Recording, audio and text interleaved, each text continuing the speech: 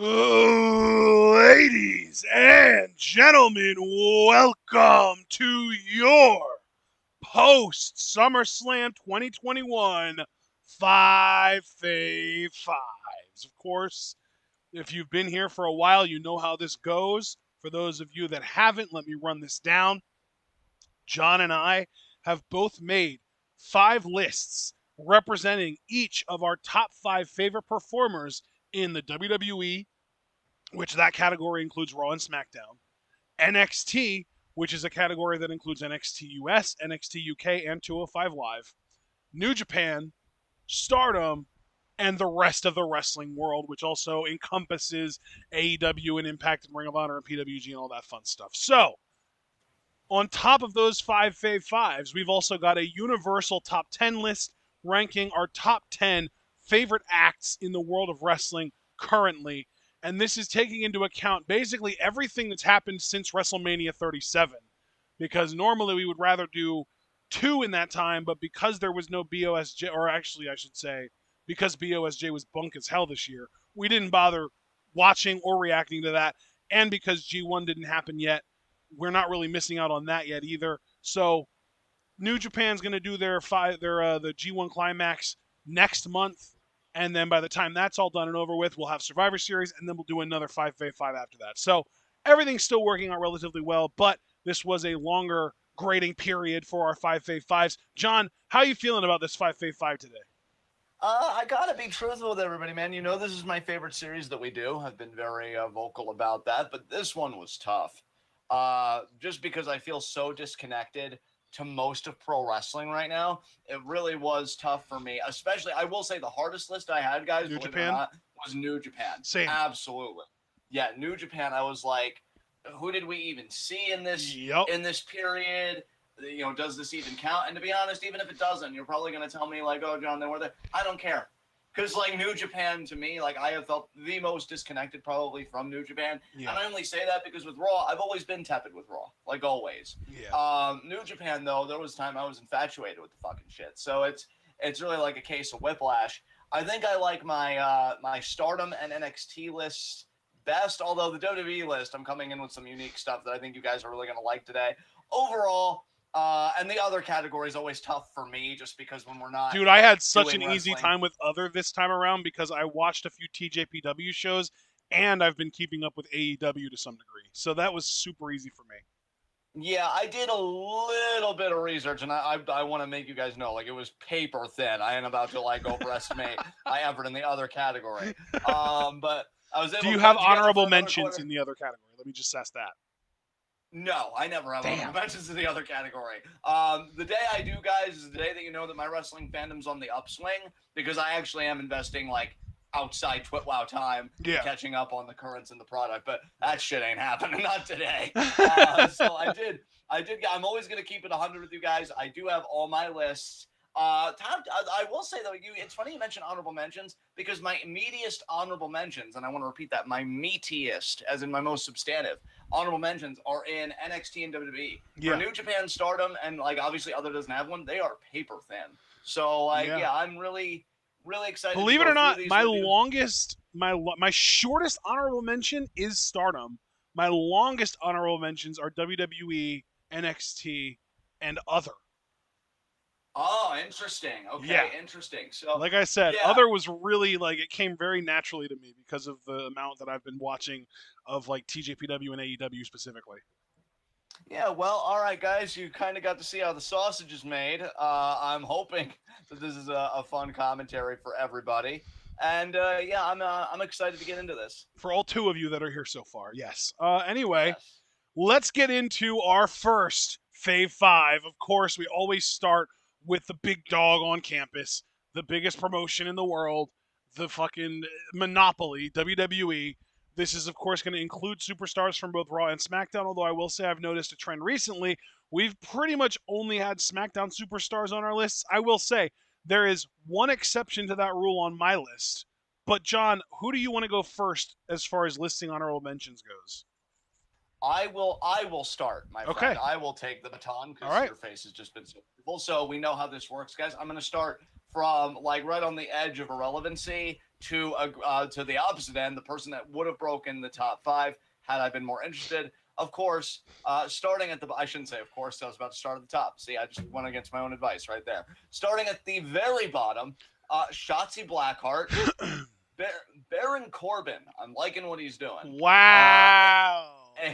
AJ Styles, Bobby Lashley, Rhea Ripley, Asuka, Sasha Banks, the Usos, Drew McIntyre, Kevin Owens, Edge, who I've really been liking what he's doing, and John Morrison, of course. Okay, nice. So, what about you, man? I'll just kind of go in the order similar to yours, but it's less like on the edge of irrelevancy and more like I almost let them slip my mind because the first name I'm going to name is Asuka, who I just feel like hasn't fucking been doing anything lately and who I miss being a prominent fixture on Raw in a major way. After her, again, I have New Day. I feel like it's been a few months since they were in that really cool feud with Lashley that I actually really enjoyed that led to the Kofi opportunity getting that title shot. I really enjoyed that. Then we get into kind of the more proper order where it's like actually going in order from least to most likely to make the list next time. Drew McIntyre, AJ Styles, Damian Priest, John Morrison.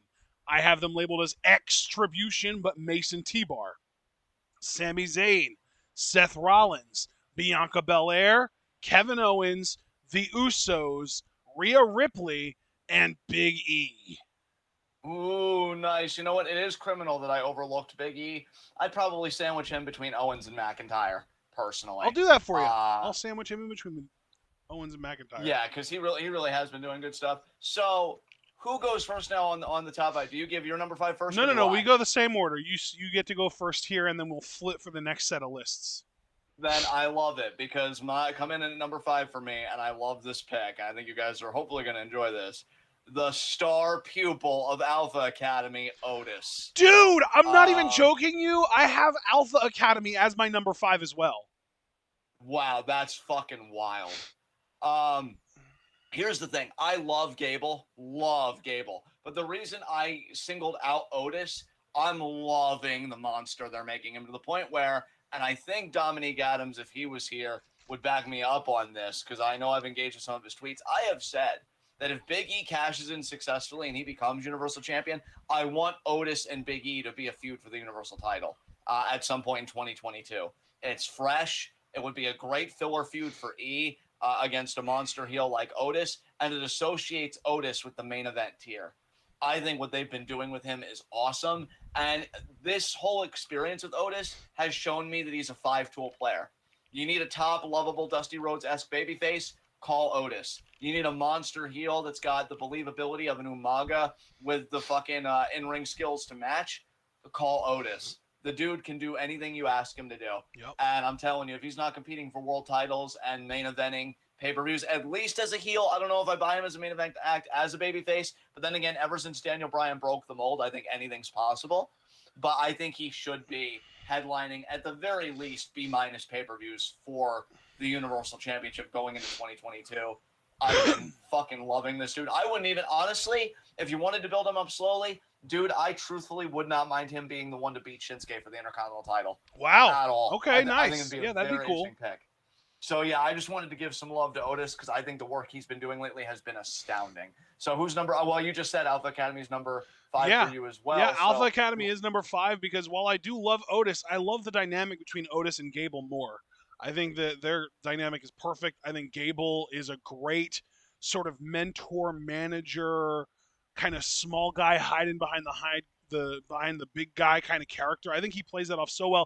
I think Gable's just a really good performer overall in general, and I really do kind of look forward to the day that he gets out of the grips of WWE and goes to either an AEW or a New Japan or wherever it would be that would actually know how to use his talents and kind of feature him the way I feel like he should be featured. You gave Otis all the credit that he deserves, and then maybe, I don't know if I could even add anything to that. So Otis is great. I love the sort of, Babidi Majin Buu dynamic that we've got here. I love that Gable is able to just sick Otis on people that piss him off, and he makes them pay in a major way. So, yeah, I think it's just a great act. I just love seeing them on my TV. They're a lot of fun, and I look forward to them getting into some kind of a feud with a team other than the Street Profits, since that's all they've been doing lately. Oh, completely agree on that. Since we shared that, I'll go into number 4. Yes. Liv Morgan. I love it. Oh. I can't believe I forgot her on my fucking honorable mentions. God damn it. Oh my God, dude. Honestly, the number 4 really is driven by the build to Money in the Bank and then her performance in the ladder match alone. Because I have actively, like, I knew she had to make the list when I've been openly saying, "Where's Liv? I miss Liv. I genuinely, I'm heartsick for Liv. I really want to see her on my TV." And we've been saying it over and over. This is a top babyface waiting to happen here. Like, I hope one day she becomes women's champion. And I can't say with certainty that she will be. And this company, certainty is a goddamn joke. But if Ruby never won it, Liv isn't a guarantee. Exactly. She's so likable, so vulnerable as a character, but like steadfast and determined. She's solid as fuck in the ring, to the point where I think part of my missing her is I want to see her with the main event acts. I want to see her against Bianca. Hey, Becky's back and has the fucking title. I want to see Liv versus Becky, if Becky can get past Bianca and whether they're doing that. I want Liv versus Sasha. I want Liv versus Bayley when Bayley gets healthy. I want all the top programs for Liv because I want to see her get even better than what she is now, and she's already pretty freaking great. So yeah, Liv Morgan, number 4 for me. I'm curious, though, who was number 4 for you? Number 4 for me was Rick Boogs, baby. Dude, yeah, I was so tempted to put him on my 5 Fave 5 just after the one match, but I held off, but I'm so happy you did, so talk about it. Dude, the match was what really put it over the top for me. If you wouldn't have had the match, I think he would have been a strong honorable mention, but I don't think he would have actually made the list. The match, holy shit. This dude shows up and fucking manhandles somebody the size of Apollo, literally flipped him back and forth from side to side in a gut wrench, throws him around with these suplexes, doesn't even fall down with the suplexes, stays on his fucking feet like the monster that he is. And like, I feel like we had a discussion at some point within the last month talking about what a finisher for him should be. And we talked about how he should set it up with an abdominal stretch where he strums guitar on the dude's ribs and then does whatever the finisher is. And that's exactly what he fucking did. We called it. I love it. I love that he actually made everything come together. And like, if this was a list about who we're the most excited to see where they end up in the future, I think he would be number 1, honestly, in my WWE list. At least number 1, maybe number 2 at worst. But, like, I'm so fucking stoked for this dude. To see where he ends up I'm just over the moon. So, very, very excited for Boogs. Love that. I think the only thing I'd add to that on my end, just because, again, that really resonated with me, your pick. It's amazing to see a guy finally do, like, the collegiate wrestling style, but infuse some charisma into it. Well, I feel like That's what's so special. Like, I've said this for so fucking long. Rather than trying to cover up for a shitty wrestler by giving them an awesome gimmick, put awesome gimmicks on awesome wrestlers and you have fucking stars on your hands. I don't understand how the WWE doesn't get this. If you have an amazing gimmick in the fucking chamber ready to lock and load, why would you waste it on a shitty performer when you can put it on a great one and have everything come together? The stars align and you have a superstar on your hands. I don't know why they don't do that more often. And Boogs didn't need to be hand-given a gimmick. His gimmick is him. It's literally just him with the volume turned up. His whole life is about fucking lifting weights and listening to metal music and being a fucking Giga Chad. Yes. That's his life. That's not a gimmick. That's just him. He just turns the volume up when he's on TV. It's amazing. It's perfect. He's a star. Future WWE champion. Fuck the world. Your turn. All right. 3, Roman Reigns. Love it. I mean, have you seen it? Like, what else do I need to say? Like, yeah. Who's number 3 for you, man? I'm very curious who your top 2 are going to be. You know what? I know who one of them is already. Don't even need to think about it. Very curious who the other one's going to be, though. I'm guessing I actually know who your number 1 is because you've been very obnoxious about him lately, but we'll see. Yeah, I do know. Number 3 for me is Keith Lee.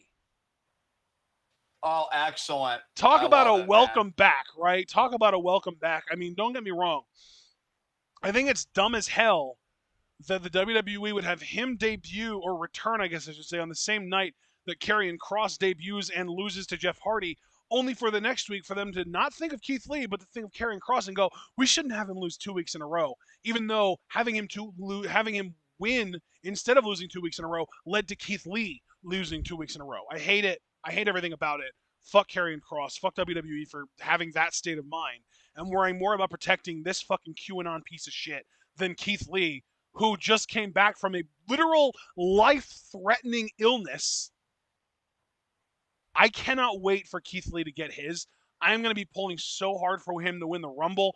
Right now, my biggest hope for him is that he gets drafted to SmackDown because he needs a break from this Raw bullshit. And I'm just rooting for him and Mia to both end up on the same brand and to both be featured.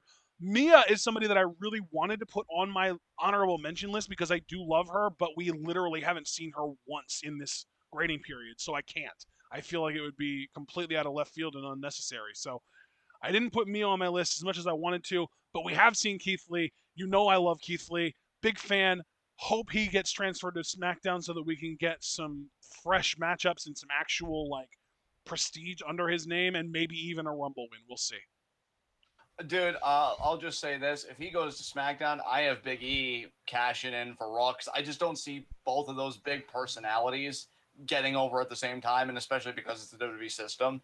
But I wouldn't mind it either. And the only reason I didn't even have Keith Lee in honorable mentions is I think it's still very touch and go with him as far as like his health and the company like utilizing him. When I know that we're going, like he's definitely going to make it because Keith Lee has everything. So I love that you showed him love. That's awesome. Number 2 for me, Bianca Belair. Okay, nice. I am so proud, and in my mind, she's still my SmackDown Women's Champion. I know Summerslam was really confusing and angering for a lot of people, but I think it's a testament that Bianca got the fanfare and the love that she did, because Becky, it's fucking Becky. She's so meteorically over, or at least she was. I have no idea what her reception is going to be going forward. I'll be very curious to see that, given apparently that the plan is to make Becky the heel. But you know who I laugh at the hardest in this whole thing is fucking Charlotte Flair. Because, like, nobody was ever going to boo Becky over Charlotte. This was never going to happen. You and I laughed at it when they tried to make it happen. Bianca, I find far more believable. Because I do think she has a likability. I do think she's gotten over with a lot of people. Obviously, her and Sasha, what they did at WrestleMania, culturally speaking, was huge. I think she's been a believable champion. I think the way she handily beats the likes of Zelina and Carmella, that's what I'm looking for in a champion. Yep. And then obviously you should struggle more against the Sashas and the Beckys and whatever. I would have done Becky Bianca a little bit differently. Obviously, if you guys heard our reactions, you can check them on the channel. You know that. But just looking at Bianca's reign and just how she carried herself, honestly, to me personally, and all due respect to Rhea, who I gave credit to in my honorable mentions, Bianca should have been the one to hold the title the longest of the trio. I can't believe Raquel still has a championship and Rhea and Bianca dropped first, but it's whatever. I have no doubt that this woman's going to be a decorated women's champion, and I think more than championships, which we always talk about like our props anyway, I think the mainstream appeal that Bianca is already cultivating herself and will further cultivate for herself by the time her career's done, she's going to have a nice post-WWE life. I just think she has that magnetism and that likability, and it's just a pleasure to watch her, for sure. So, who's number 2 for you? This might be the biggest surprise to you on my list. I might have an idea of who it is, but well, this is someone that you did name as an honorable mention that I haven't named yet. So my number 2 is Edge. I love it. Talk about it. I mean, we talk about who the best promos in wrestling are. I think it's very safe to say that Edge is the best promo under the WWE umbrella. I think his passion and that fire in his eyes when he really is able to kind of dig his teeth into a promo and really kind of get into it and really kind of digest it and really be able to speak from the heart and speak from himself, speak in his own words. I think he's definitely not scripted. I think, maybe bullet points at most. But at the end of the day, his promos have been amazing. He's consistently, and this is the weird thing, he's like 47 years old, and he's consistently putting on the best matches on the shows that he has matches on.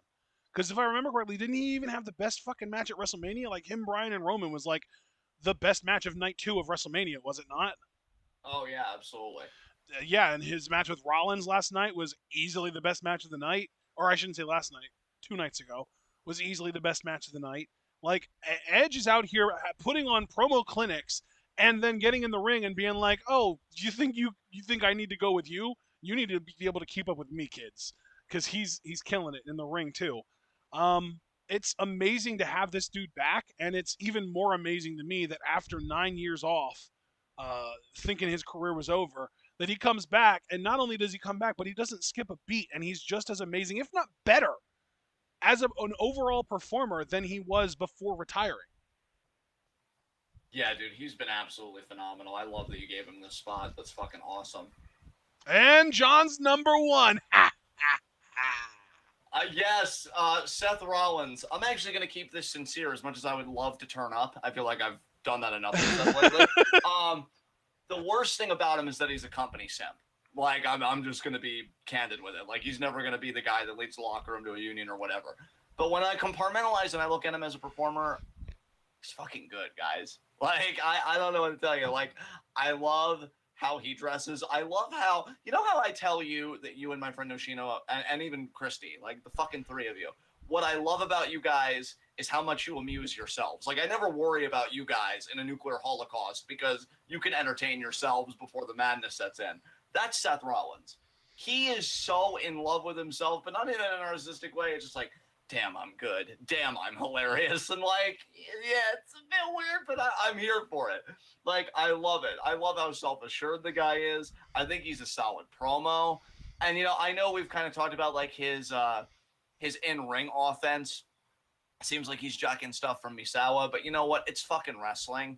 And if you're going to lift something from somebody, you might as well lift it from one of the fucking Nothing goats. new under the sun, right? Exactly. And I think he makes it look good. I think the psychology he had in the match with Edge, where he was really focusing on the neck and the way they built up the curb stomp, which I'm glad he has that back because that finish is so fucking legit. I like that he's not limiting himself to that either. Like, I like that he's gone back to being able to use the pedigree and stuff too. Like, he's really kind of opened his moveset up to basically his entire WWE career worth of moves. Oh, absolutely. And I'll tell you something, man. Like, and again, I'm being completely sincere here.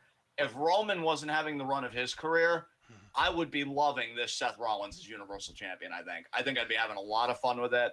I think they killed him as a babyface because they gave him feuds that nobody cared about, and then you put him with, at the time, the most overact in the company and The Fiend. Yep. He was just dead on arrival to me.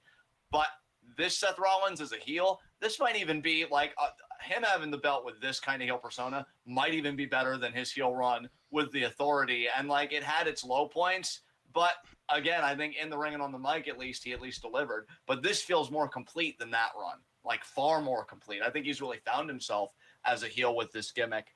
I love it. I love that he's willing to paralyze a man and ruin an entire family to get what he wants. That's being a real father right there. So yeah, I definitely stand Seth freaking Rollins. I mean, he might be willing to, but the question is whether he's capable or not.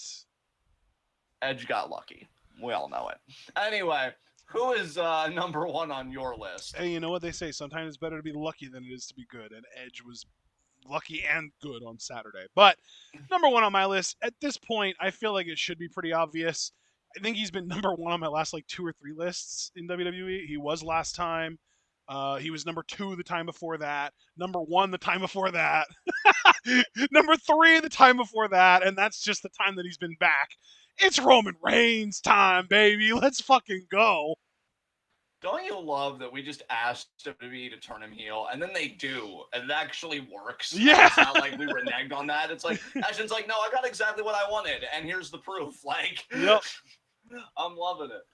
Great yeah, shit. It's amazing, honestly. It's really incredible that, like, in this one instance, because I'm not going to even try and act like the fan base knows what's best all the time. But in this one instance, we have been begging for the WWE to pull the trigger on a Roman Reigns heel turn since, I think, like 2015, maybe? 2015 even, I think it was. And, like, it took them 5 years to finally do it.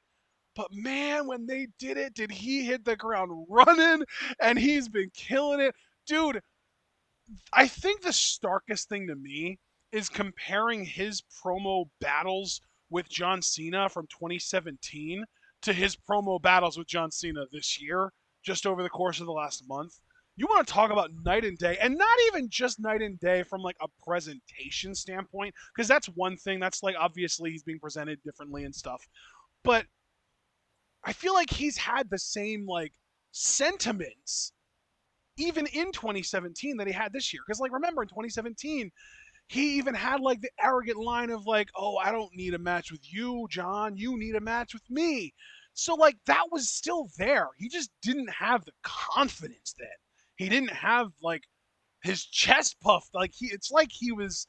It's almost like he was insecure back then because he knew that he wasn't that great on the mic. That wasn't his forte, and it was John's, and he felt intimidated. But my God, 2021 has been such a really 2020 to start was such a wonder for Roman Reigns' confidence coming back as this heel character. And we knew that he was better as a heel because we saw how great he was as a heel in NXT when he was the thoroughbred Roman Reigns, the LeBron James of professional wrestling. Like that was amazing stuff. And it lasted like 2 months and was like just from that small sample size, we were like, oh my God, why are they not doing this? And now they do. And he's hitting fucking home runs every single week. And in it's in last week's instance, twice a week because it was the home run Friday on the mic, home run Saturday in the ring because his match with Cena was great too. So like, I feel like that was the second best match of the show behind Rollins Edge. Do you agree?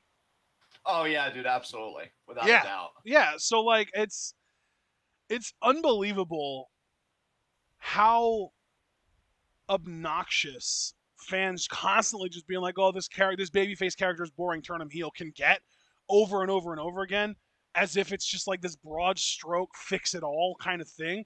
But in this one instance, man, I'll be damned if it wasn't the best thing that could have happened to Roman. He's so good, and his really like even if I would have put him anywhere other than number one a month ago, the last month worth of him verbally sparring with Cena and not only holding his own against Cena, but one-upping him at almost every turn has really pushed Roman over the top for me as the best act in WWE, in my opinion. Yeah, absolutely, man. Absolutely. So I guess now we get to NXT. Yes. And yeah, you go first with honorable mentions here. Yes, I do. Give me one moment. I'm just finishing typing something up real quick. There we go. All right, honorable mentions in NXT. And again, I'm going from the last people that I thought about and like the lowest ranked, working my way up to the highest ranked. So at the very bottom of the list, somebody that I do like quite a bit, enough that I put her on my honorable mentions in the first place, Zeta Ramir. You know I'm a big fan of Zeta Ramir, formerly AQA, Angela Queen Arnold, I believe it was, in Booker T's promotion Reality of Wrestling. I really like her. I hope to see more of her going forward. Sarray, the Frankie Monet brand, which is just what I've called Frankie, Robert, and Jesse, the three of them. I would say in order, I like all three of them, but in order least to most, I would say Jesse, then Robert, then Frankie. Then I've got Ikemanjiro, believe it or not. I'm a big fan of the dude. I really like him. I want to see more of him. Odyssey Jones, Duke Hudson, The Way, and that The Way really is specifically just Johnny and Candice right now, because then I also have separately ranked Index up next. Then I have Walter, Grizzled Young Veterans, MSK, Legado del Fantasma, and that is, I'm specifically talking about Mendoza and Wild when I say LDF. And finally, the person who was the closest to actually making my Fave 5, but I just couldn't bring it in me to put her on the list yet, Gigi Dolan. Ooh, I like that. I like that. All right. My honorable mentions for NXT, again, going from near the bottom to near the top. Oh, this first name hurts given that order. GYV, I love them. I just want them to be champions. Samoa Joe, Ember Moon, Sarray, Roderick Strong, Dexter Loomis, Indy Hartwell, Dragunov, Walter, Top Dollar, fucking love Top Dollar, and Johnny Gargano. Nice. So, who comes in at number 5 for you, my friend? Santos Escobar. Oh, that was, oh God, the way you trill. Jesus. He's fallen a little bit for me, just because I feel like the way that the Hit Row GY or Hit Row LDF feud has been handled has kind of lowered him a little bit in my mind. I still love him. I still think he's great. I still want the world for him, and he's still a fucking star no matter what I think of him. He's goddamn amazing. But the reason he's as low as he is, and I believe last time he was like top 2 or top 3. Let me look. Oh no, he actually didn't even make my Fave 5 last time around. Okay, that's different. Well, anyway, I guess I don't have to justify it now. But yeah, Santos Escobar is awesome. I really want him. I really like. I think my problem is I really want NXT to do a better job of making it clear who the heel and the face is in this feud, rather than just being like, oh, they're both kind of gray. Pick your favorite, because I can enjoy a heel act that's really good at being a heel without needing to root for them to win. You know what I mean? Yeah, exactly. So, like in my mind, I want them to just like commit to LDF being the heels here, because in my mind, Hit Row have been the baby faces, but fucking Full Sail can't make that decision, or they can't at least understand it. But I feel like I'm opening up a can of worms that I shouldn't be. So I'm just going to end it there and say Santos is great. I want to see him in the ring more. His promos have been awesome, and I just don't like the way that the feud with Hit Row has been handled. So I'll leave it at that, and you can go now with your number 5. Oddly enough, my number 5 is Swerve. Wow! Yeah, I love the dude. I mean, he did make my top 5. I think, like you, he's kind of fallen off a bit for me. And really, it's not even like anything that he's done. I've enjoyed the segments and stuff. Dude, I just want to see him compete and do what he does. Like, I was kind of hoping we'd already have the Escobar Swerve matchup by now. I'll tell you, if that match would have happened at TakeOver, 1, it would have bumped up the value of TakeOver, just for me. Yeah. And 2, he probably would have ranked a bit higher, just because nobody competes like he does. I talk about it all the time. Nobody moves like he does. And I think every time you get to see it, it's a privilege. But make no mistake, I don't want anybody to be, mincing words with me or misunderstanding me. I love that he's a champion. It's long overdue. I fucking love Hit Row. And really, it is the entirety of Hit Row. I'm just waiting for Ashanti the Adonis to kind of come into his own more with me. And BFAP, I have no idea if she's ever going to get into a ring. I think, we talked about, she is. Oh, green. She is. She is training. And I'm hoping we like her. I really am. Top dollar, though, is a star. He's a fucking star to me. He sure is. But Swerve is just fantastic. So I had to show him some love because he is our North American champion. And my God, I've never been prouder of North America as a continent than having Swerve as champion. Holy fucking shit, it's about It makes you proud to be North American. Where I know we're colonized. Oh, God, that's depressing. Fuck. Anyway, who's number 4 on your list? Number 4 for me, and this has a lot to do with recent developments, but I think you might actually have this person on your list as well. Dakota Kai. We have her at the exact same number. I was literally going to say shot in the dark. We might even have her at the same spot, but I didn't want to blow my load early. But yeah, Dakota Kai at number 4. I just think she is a complete package performer. Great in the ring, great at talking, great passion, great look. She checks every box you could look for, other than looks like a superhero, because she's not like big and bulky and muscled up and stuff. But she's still fit, so we can't dock her for that. But she's a 7 out of 10 on the superhero scale instead of a 10 out of 10. So still everything else, she's great. I think you and I were both really, really rooting for her to beat Raquel last night, knowing, at least in my mind, that she wouldn't win. But I am still going to root for her going forward. I would not be surprised, knowing that she did split from Raquel and lose last night, if we actually see her on Raw or SmackDown this week. It wouldn't surprise me one bit. Very interested, especially Raw, man, because Raw's women's division is fucking barren. They need something at this point, even if it is just another jobber for the other girls to look good against. Dakota can do that better than fucking anyone. As much as I want her to be used better than that, if that's all they see her as, she's the best woman for that job. So I love Dakota Kai. I love seeing her succeed, and this might very well be the last time either one of us gets to put her on an NXT list. I don't want to overstay my welcome here because you said everything so perfectly, but I would like to say at least two things. Okay. One, I do ultimately agree with your sentiments. You know, dude, honestly, the more I think about it, the more I wonder if Tony wouldn't have been better on Raw and then you put Dakota on SmackDown, because I just think about Dakota and SmackDown, the people she could work with, like a Shotzi, like a Tony's Bianca. on SmackDown? I wouldn't have guessed based on how little we've seen her. Yeah, we've seen her only for what, that like 1 week when she debuted, and then that was fucking it, I feel like. Yeah. She debuted and then left, just went away.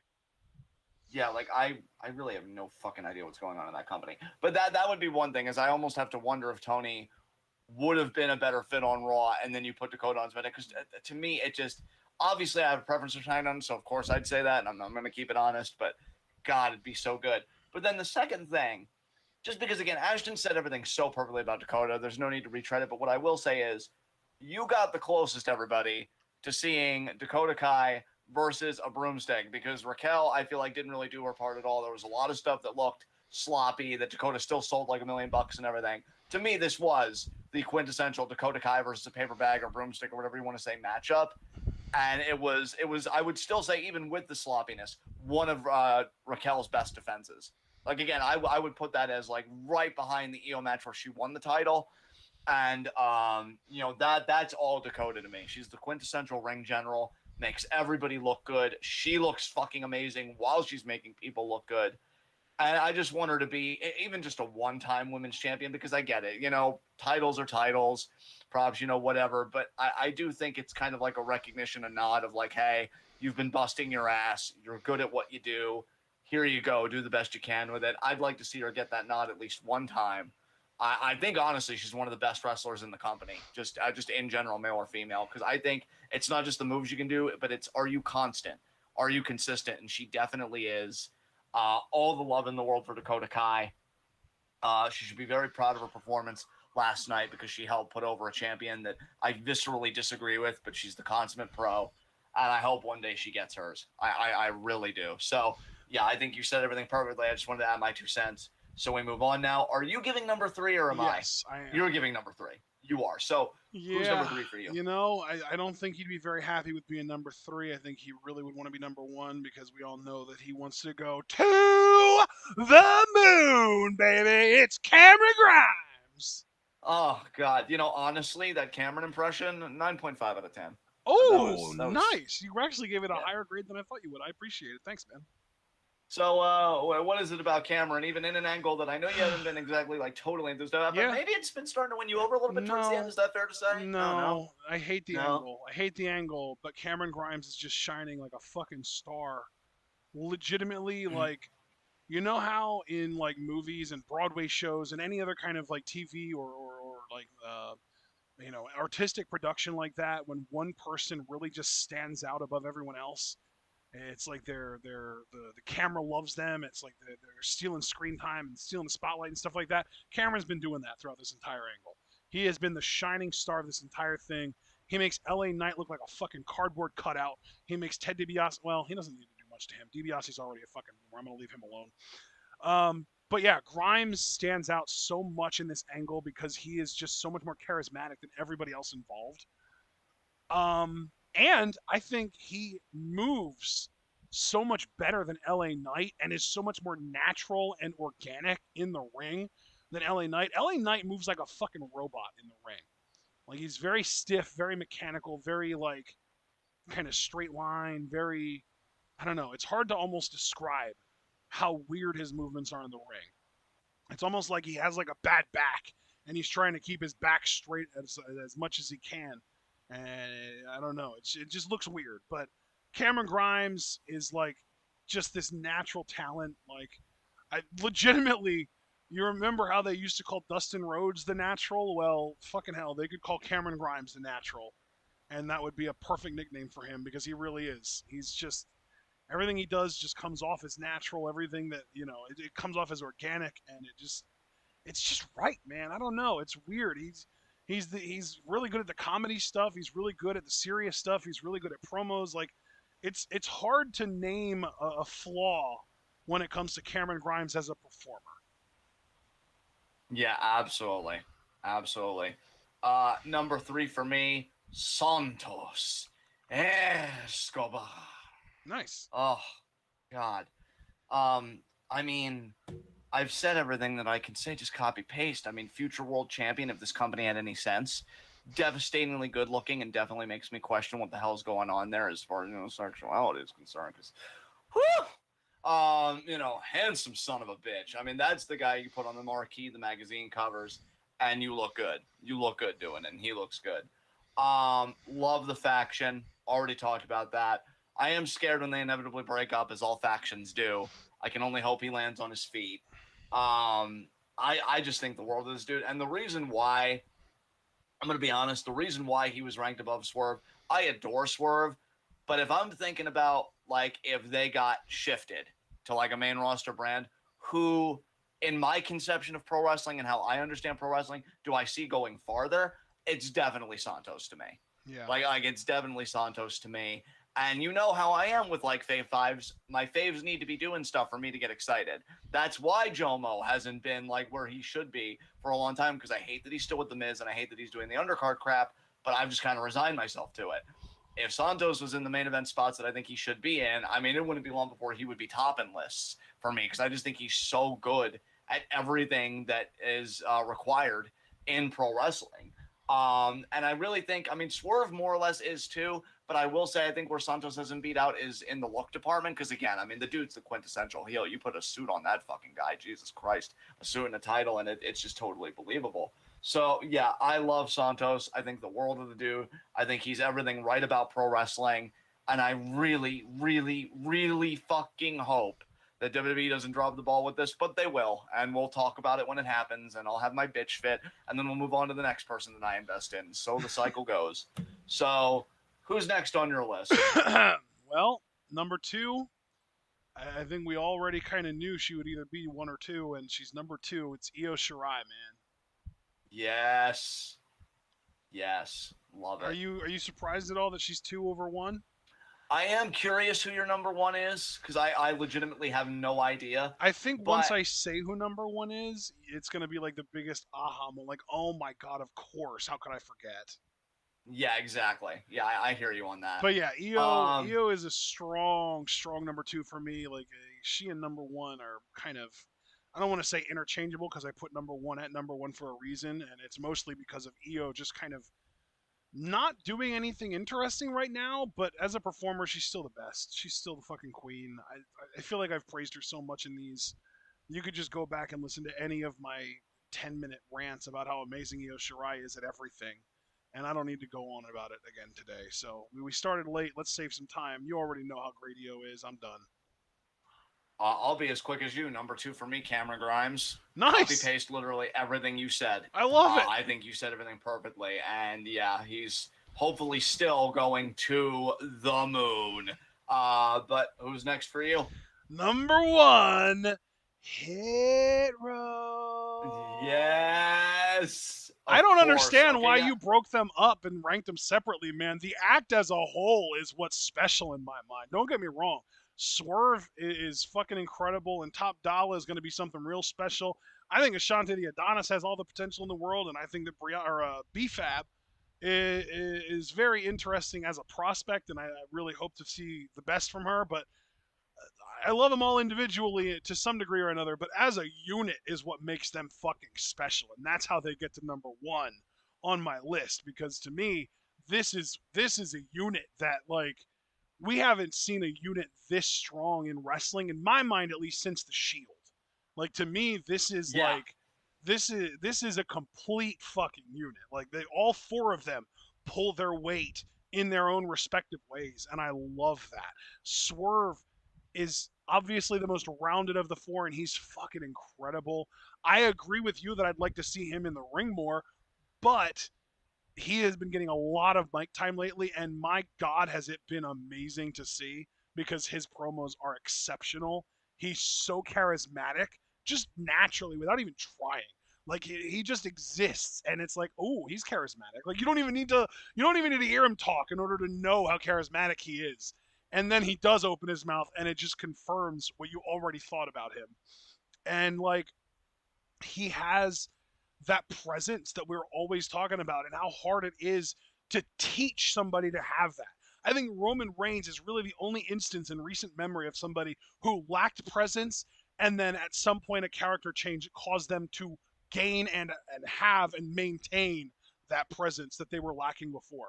Because to me, pre-2020 Roman Reigns looked like a star but didn't have star presence.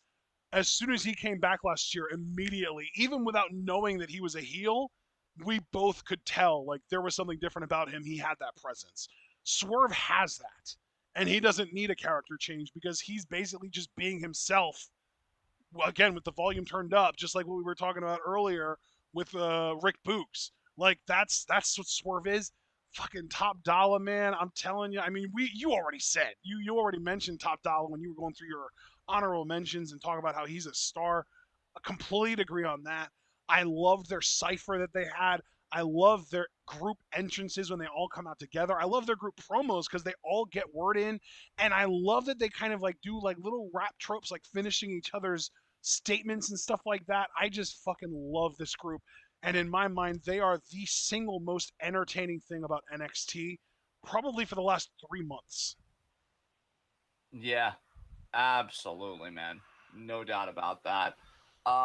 Number one for me, I think it is maybe somewhat obvious to people.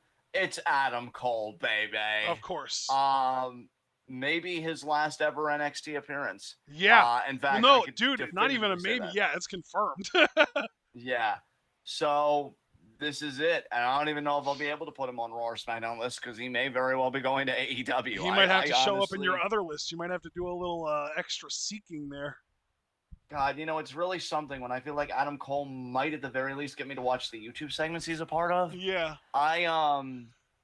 You know, guys, I joke around a lot and I turn up a lot. And I had a great last NXT run with Adam here with the Kyle feud, you know, talking about tweeting at David Otunga, which I did, that Kyle O'Reilly should be in jail, which he should be, and all this stuff. But talking on that real shit, we could say what we want about his size, and it's valid because this is an aesthetic business. I've even said that. This dude is just so fucking good at pro wrestling. Yeah. Like, even the 2 out of 3 falls matchup he had last night. I mean, dude, how many times were you and I just laughing and like really engaged with that match because of how Adam emotes?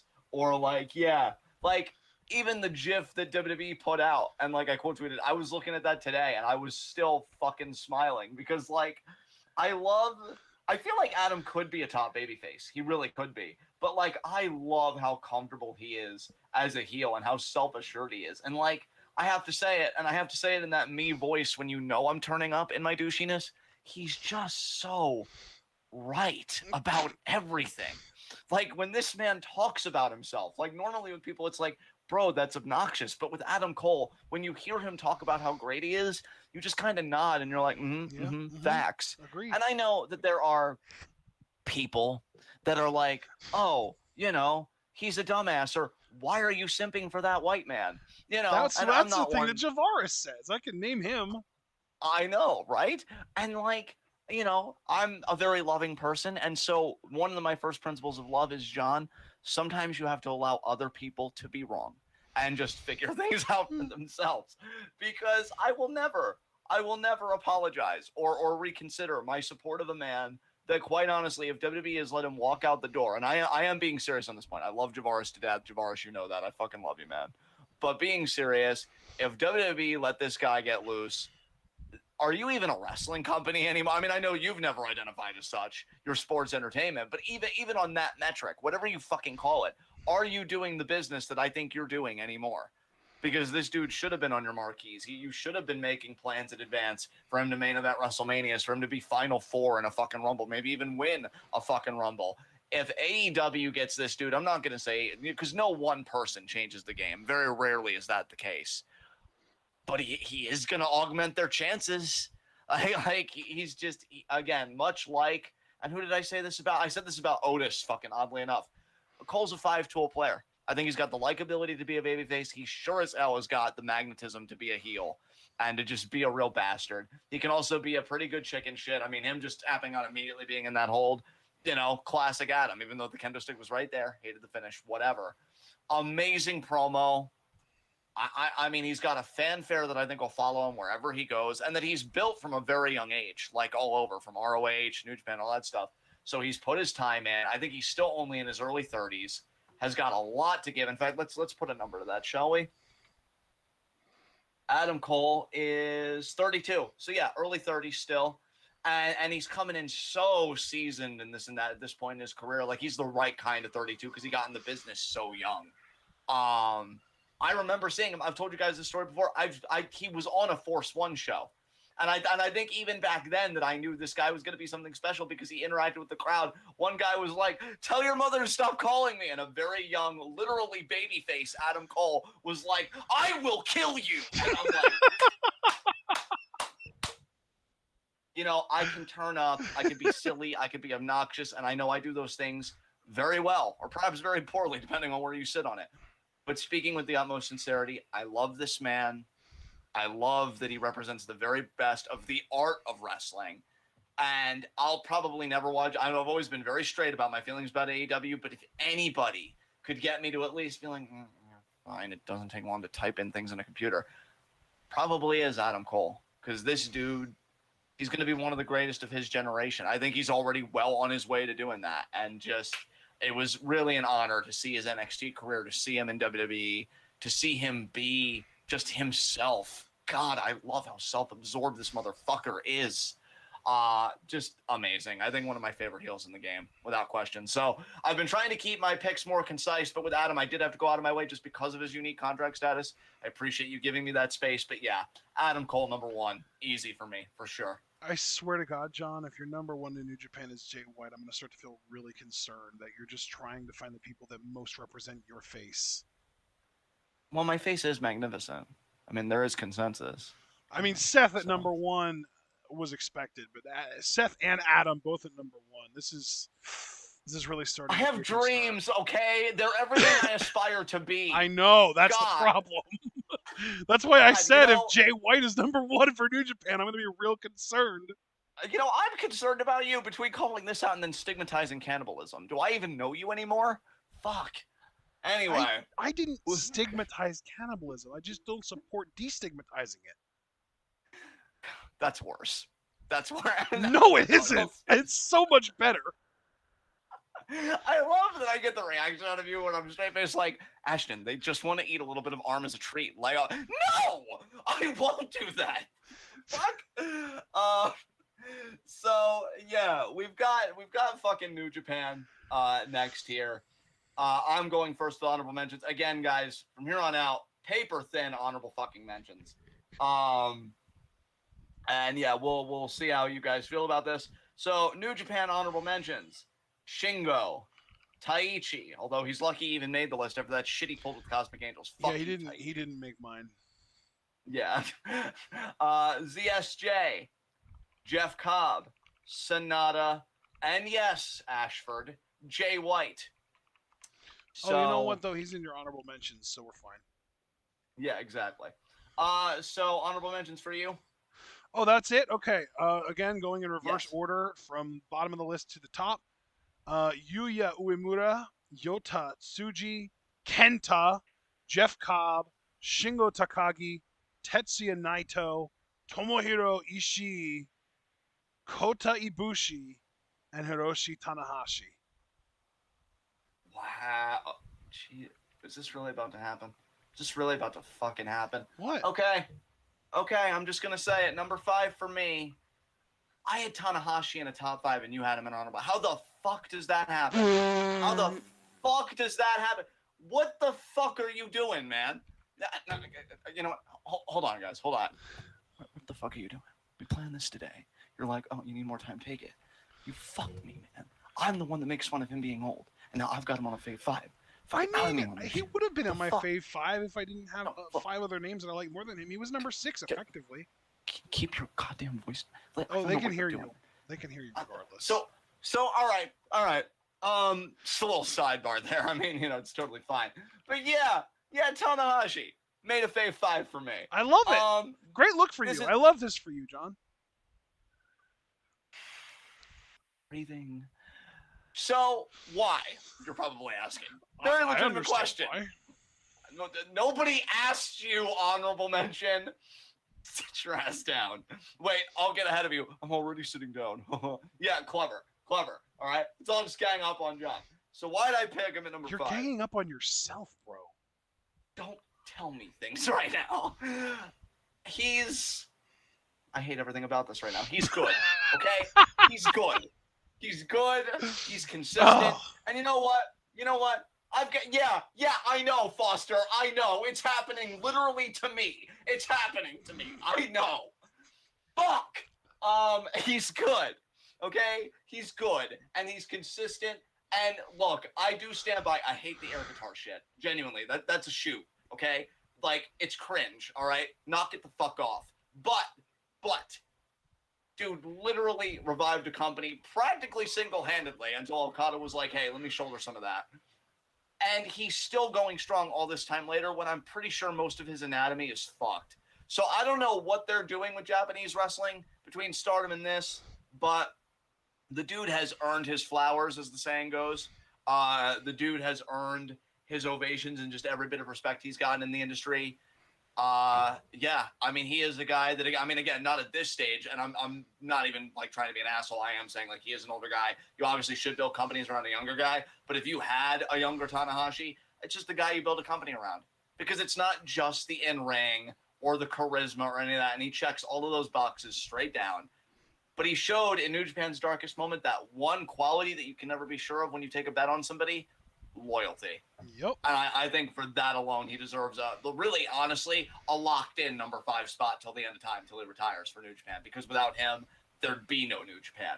So, yeah, Tanahashi, number 5 for me. I don't know how you fucked this up so royally for us, because it was supposed to be you and then me, and then I'd be like, oh, we're on the same page. But then you're just like, oh no, actually, he's honorable mention for me. So go on, Ashton. Share with us your number 5. To be fair, I think when you hear my top 5, you'll understand why Tanahashi couldn't make the list. So I'm sorry right now, but I do think you'll understand before we're done here, okay? Do I seem like an emotionally rational person to you? I don't care. I'm going to make you one.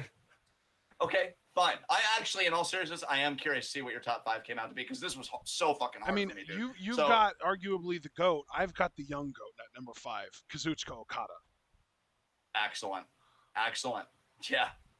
I don't know. Absolutely. I honestly don't know if there's anyone. Actually, I take that back. My number 4 and my number 3 are probably the only 2 people in New Japan whose matches specifically I look forward to more than Okada's. No one else, though. Like, literally, my 5, 4, 3 might as well be, well, not in that order, but might as well be the 3 dudes in New Japan whose matches I look forward to most. Okada being number 3 out of the group, my number 3 being number 2 out of the group, and then my number 4 being number 1, because you'll see why. Okada, though, he's just fucking great. Like, his matches always captivate me. Every single time. I don't care who he's going against. He could be going against a young lion. We've already seen him do it against fucking Yujiro Takahashi. He could do it against Jeff Cobb, which is what we just saw. He's just great, man. He's just the fucking GOAT for a reason. He's the young legend. Like, he's going to be the fucking Jerry Rice of professional wrestling. If you don't get that reference, I'm sorry, but I'm not going to explain it. Basically, the idea is that Jerry Rice had 2 Hall of Fame careers within his one career. That's going to be Okada. Literally, Okada has already had a Hall of Fame career, but he's still going. So he's going to, by the time he's actually done, which hopefully won't be for another decade, he's going to have had what effectively amounts to 2 Hall of Fame careers. So, like, Okada is just the fucking king. I love his matches. I always look forward to his matches. When he's on a card, like, that's how you know he's a draw, because when he's on a card, it makes me want to watch that show more. Yeah. Beautifully said, man. Keeping it going, number 4, Ishii. Nice. Yeah, he just barely missed my list. You know, I love watching him work. He's believable. Apparently, as a personality, he might even be a bit down on it, which I find a fascinating contrast that I wish we got to see more of. Guys that look like he does, and like everybody believes in him, but him. Yeah. I've given up on him ever winning the big one because they consolidated the belt, so now there is no more Intercontinental, which I still think is a grave mistake that New Japan made. But you know, he could be never openweight champion for the 50th time, so you know, whatever. But he should go after the U.S. title.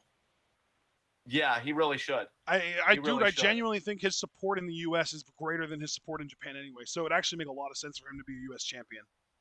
I'd be fucking proud. Like, I'll put it to you this way: it'd be the most hyped I've been about a U.S. champion since Juice. And like, I like Monday, but we didn't see him on New Japan nearly enough because all the AEW stuff. Yeah. So, yeah, like. And I'll also add the reason that Ishii didn't make my list is because he's been toiling in the fucking never openweight 3-on-3, 6-man division with Goto and Yoshi fucking Hashi. Like, dude. That's the one thing. I will say I did find another thing to get hyped for about G1, and that's that the guys that you and I love that we feel like should be doing so much more than what they are doing right now, at least we'll get to see them do what they do best. Yes. Like, that is always a big selling point. Might actually be a good segue to my number 4 if you don't have anything else to say about Ishii. No, I do not. You go. Yeah, getting to see guys do what they do. The number 1 dude who makes me look most forward to a show when they're in a singles match is Suzuki, who is my number 4. Minoru Suzuki, my number 4. Honestly, the top 3 guys on this list are in the top 3 for character reasons. Suzuki is my highest rated dude where I don't give a fuck about the character. I just love his matches so much. And like, I shouldn't say I don't give a fuck about the character because the matches are very character driven because of how like deranged he is in the ring, which is a big part of his character, and how like crazy he acts and how psychotic he acts and stuff, and I love it. But like, I'm sorry, but Suzuki's matches are just never gonna stop being great. I just can't imagine a world he could be 65 years old and I would still look forward to Suzuki versus anyone. He's just that good. He's just that fucking good, man. His matches are so fucking good. I look for, again, like Okada, if his name is on the card, it makes me want to watch it more. It's that simple. So here's the shocking thing, guys. For 2 and 1, I'm going to be incredibly succinct, and I want you to hold me to that, Ashton, because I am looking at the clock periodically. I have to talk a little bit about this one. Okay. My number 3 is Naito. Nice. I have a problem here. Oh. And it's not with Naito. I mean, that'd be just nonsensical. He made the fucking list. My problem is with New Japan, because I don't know, and I would have even said this even if we were still on good terms, New Japan and I don't know if they know the value they have in Naito. Because watching that IWGP Heavyweight Tag Title match, him and Sonata defending the titles against Dangerous Tekkers, and watching him work and picking Zack apart, like, Naito is very likable, and I buy him in the culture that we're in today, and I would say you could almost, I wouldn't say universalize the culture per se, but I think a lot of countries are going through a lot of shit, and a lot of countries are like, oh, well, we need something new, we need something fresh, you know, populations and stuff. So I could buy Naito as a face because he's counterculture, and I think that resonates with a lot of countries, right? But the way this dude works and the way he carries himself, it amazes me that he's never been that dominant heel world champion that you want to see get beat. Because he's so fucking good at what he does. Mm-hmm. Like I really need you guys to understand, and this is the hardest I've ever gone for Naito, because Ashton's always been like the bigger advocate between the two of us, and just really the bigger fan generally. But I've got to give the dude, again, going back to that phrase, I got to give him his flowers. I got to give him his props. This dude is so fucking good at what he does, can have a great match, I think, with literally anybody. Yeah. I think he has that style, similar to Sonata, actually, where, like, I think it's more or less safe. I think sometimes the neck breakers and stuff look brutal because, you know, I got to credit the other person for selling and stuff. But you're talking about a guy that I'm not saying, like, needs to be, like, a menacing, dastardly heel. What makes him such a great heel, you and I watch No Country for Old Men, so we know that character Anton, where it's almost like he feels compelled by a force outside himself and he just doesn't care. It's like a resignation, if anything. It's not even a glee or whatever. It's just like, yeah, I do what I have to do. That's Naito. And that's what makes him, to me, like, I don't understand why New Japan didn't jump on this guy as their top heel opposite Okada as, like, one of the great rivalries in their company. Because he's not a guy that takes enjoyment in punishing people. He just doesn't care regardless. Like, yeah, he'll do it, you know, to win and do whatever, but he's there. He exists. And somebody so at peace and so resigned to their own existence, there's almost something unnerving about that. Because we're told, like, oh, you have to make something of it, or you have to do this, you have to do that. And Naito, when I say he's counterculture, that might even be underselling it. Just the idea of the character is like, yeah, I'm here. I'll wrestle. I'll pick that knee apart, and I'm not going to lose any sleep no matter what I do. I could drop a guy's neck on the apron, or I could tag with my best friend. I get the same amount of sleep regardless. And there is something so ingenious about that to me that I don't think New Japan is valued accordingly. I think watching him in that tag match, and I've known it for a while. I mean, God, we've been watching Naito for years. But it's like, man, why is he even a tag team champion right now? Why isn't he the world champion? Or why isn't he going after it? Look, I clearly like Shingo because I felt the need to mention him at all. I'm sorry, he should not be the world champion to me. And I know that's like an unpopular opinion. I know that I'm practically, I think, fighting alone on that. But that should be Naito. Well, I mean, to be fair, you've got me standing next to you agreeing with you at least. That's all I fucking need. So you're not completely alone. Yeah, that's all I fucking need. It should be Naito. And honestly, to me, and I don't know how New Japan would pull it off. I'm not going to act like I would know how they pull it off. He should be a heel. He should be a heel, and he should be world champion, and he should be going on a monster run, not because he and himself is a monster with, oh, look at my big muscles and my imposing will, but because the dude's the closest you get to a fucking sociopath to me without actually being a sociopath. Oh, you're in my way and you want to disrespect me? Let me spit on you while I'm breaking your fucking neck. I think we will look back on the career, and this is how I'm going to punctuate it so we can move the fuck on, because, again, I am watching the clock. We will look back on the career of Tetsuya Naito as, yeah, he became a world champion and this and that, but oddly enough, the career of Tetsuya Naito also illuminated to us that never really even mattered. All the talk about, oh, I wish Jake was a WWE champion or Mr. Perfect, you realize that the belt really wasn't going to change anything. What you really wanted was for them to be recognized for the talents that they are. And that's the crime here I charge New Japan with. You have no idea what you have. Everybody but you knows it. And that's really sad to me because Naito could be doing so much more for your company and one of the worst times for pro wrestling just as far as pandemic-wise goes.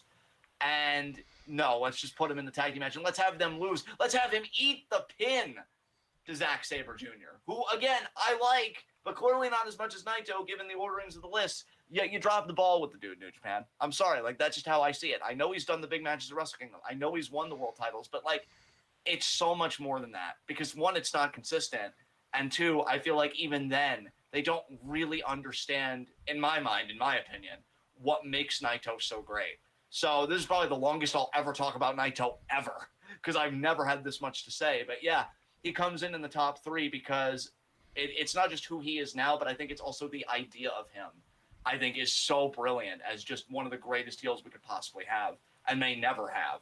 So we'll see. But who's next on your list? No, before we move on, I just want to agree with pretty much everything that you just said because at the end of the day, my fandom for Naito peaked in the G1 Climax 2015 when he returned fresh off of CMLL excursion, joining Los Ingobernables, and he was peak El Ingobernable, not giving a fuck, taking 10 minutes to disrobe before every match, pissing his opponents off, trolling the shit out of them, throwing him around on the outside, using the neck breaker stuff. He beat Tanahashi that year. Like, that to me was when my Tanahashi fandom was at its absolute or my Naito fandom, I should say, was at its highest. And I think it kind of stayed there for a while, for like a year or two. But I think after he won the G1, which I don't remember what year that was. It might have been 2017, 2018. I don't even remember. But after he won the G1, and even like on the road to him winning the G1, like that year's G1, I noticed a shift in his character that made me love him less. I still think he's great. I still like him a lot. But he was like, if we were doing Fave Fives at that point, which I don't know if we were or not, I don't think we were. We might have, I don't know. But he was such an easy lock at number one for me for such a long time that it almost became like a foregone conclusion, and I just started penciling him at number one on New Japan, even when I stopped loving him as much, just because like my love for him was so high that even less than peak was still higher than everyone else in New Japan. Like even when I didn't love him as much as I did before, I still enjoyed him more than anyone else in New Japan. So I definitely have noticed a mishandling of his character. I feel like he is absolutely at his best when he is allowed to be that full-blown El Ingobernable. Fuck you, I'm not doing anything on your time. This is my time. You're going to, wait for me, and I'm going to tell you, I'm going to dictate the pace of this match and everything like that. To me, is Naito at his absolute best, and we haven't gotten that since, I don't think. No. So yeah, next on your list? Number 3 on my list is Naito's tag team partner, Sonata. Talk about it, man. I love it. I think Sonata is kind of the perfect number 3 for my list, because the 4 and 5 on my list were more about matches and how much I look forward to seeing them wrestle. And then numbers 1 and 2 are much more about character and how much I enjoy, the progression of their characters and where they're at right now as characters and stuff like that. And then number 3, Sonata, is kind of a combination of both of those things, because I think Sonata is a guy that I just absolutely love to watch wrestle and watch in the ring. He's another guy like Okada and Suzuki who, if his name's on the marquee, my interest in that show goes up. But he's also got really interesting character quirks. He's also just kind of a really interesting guy.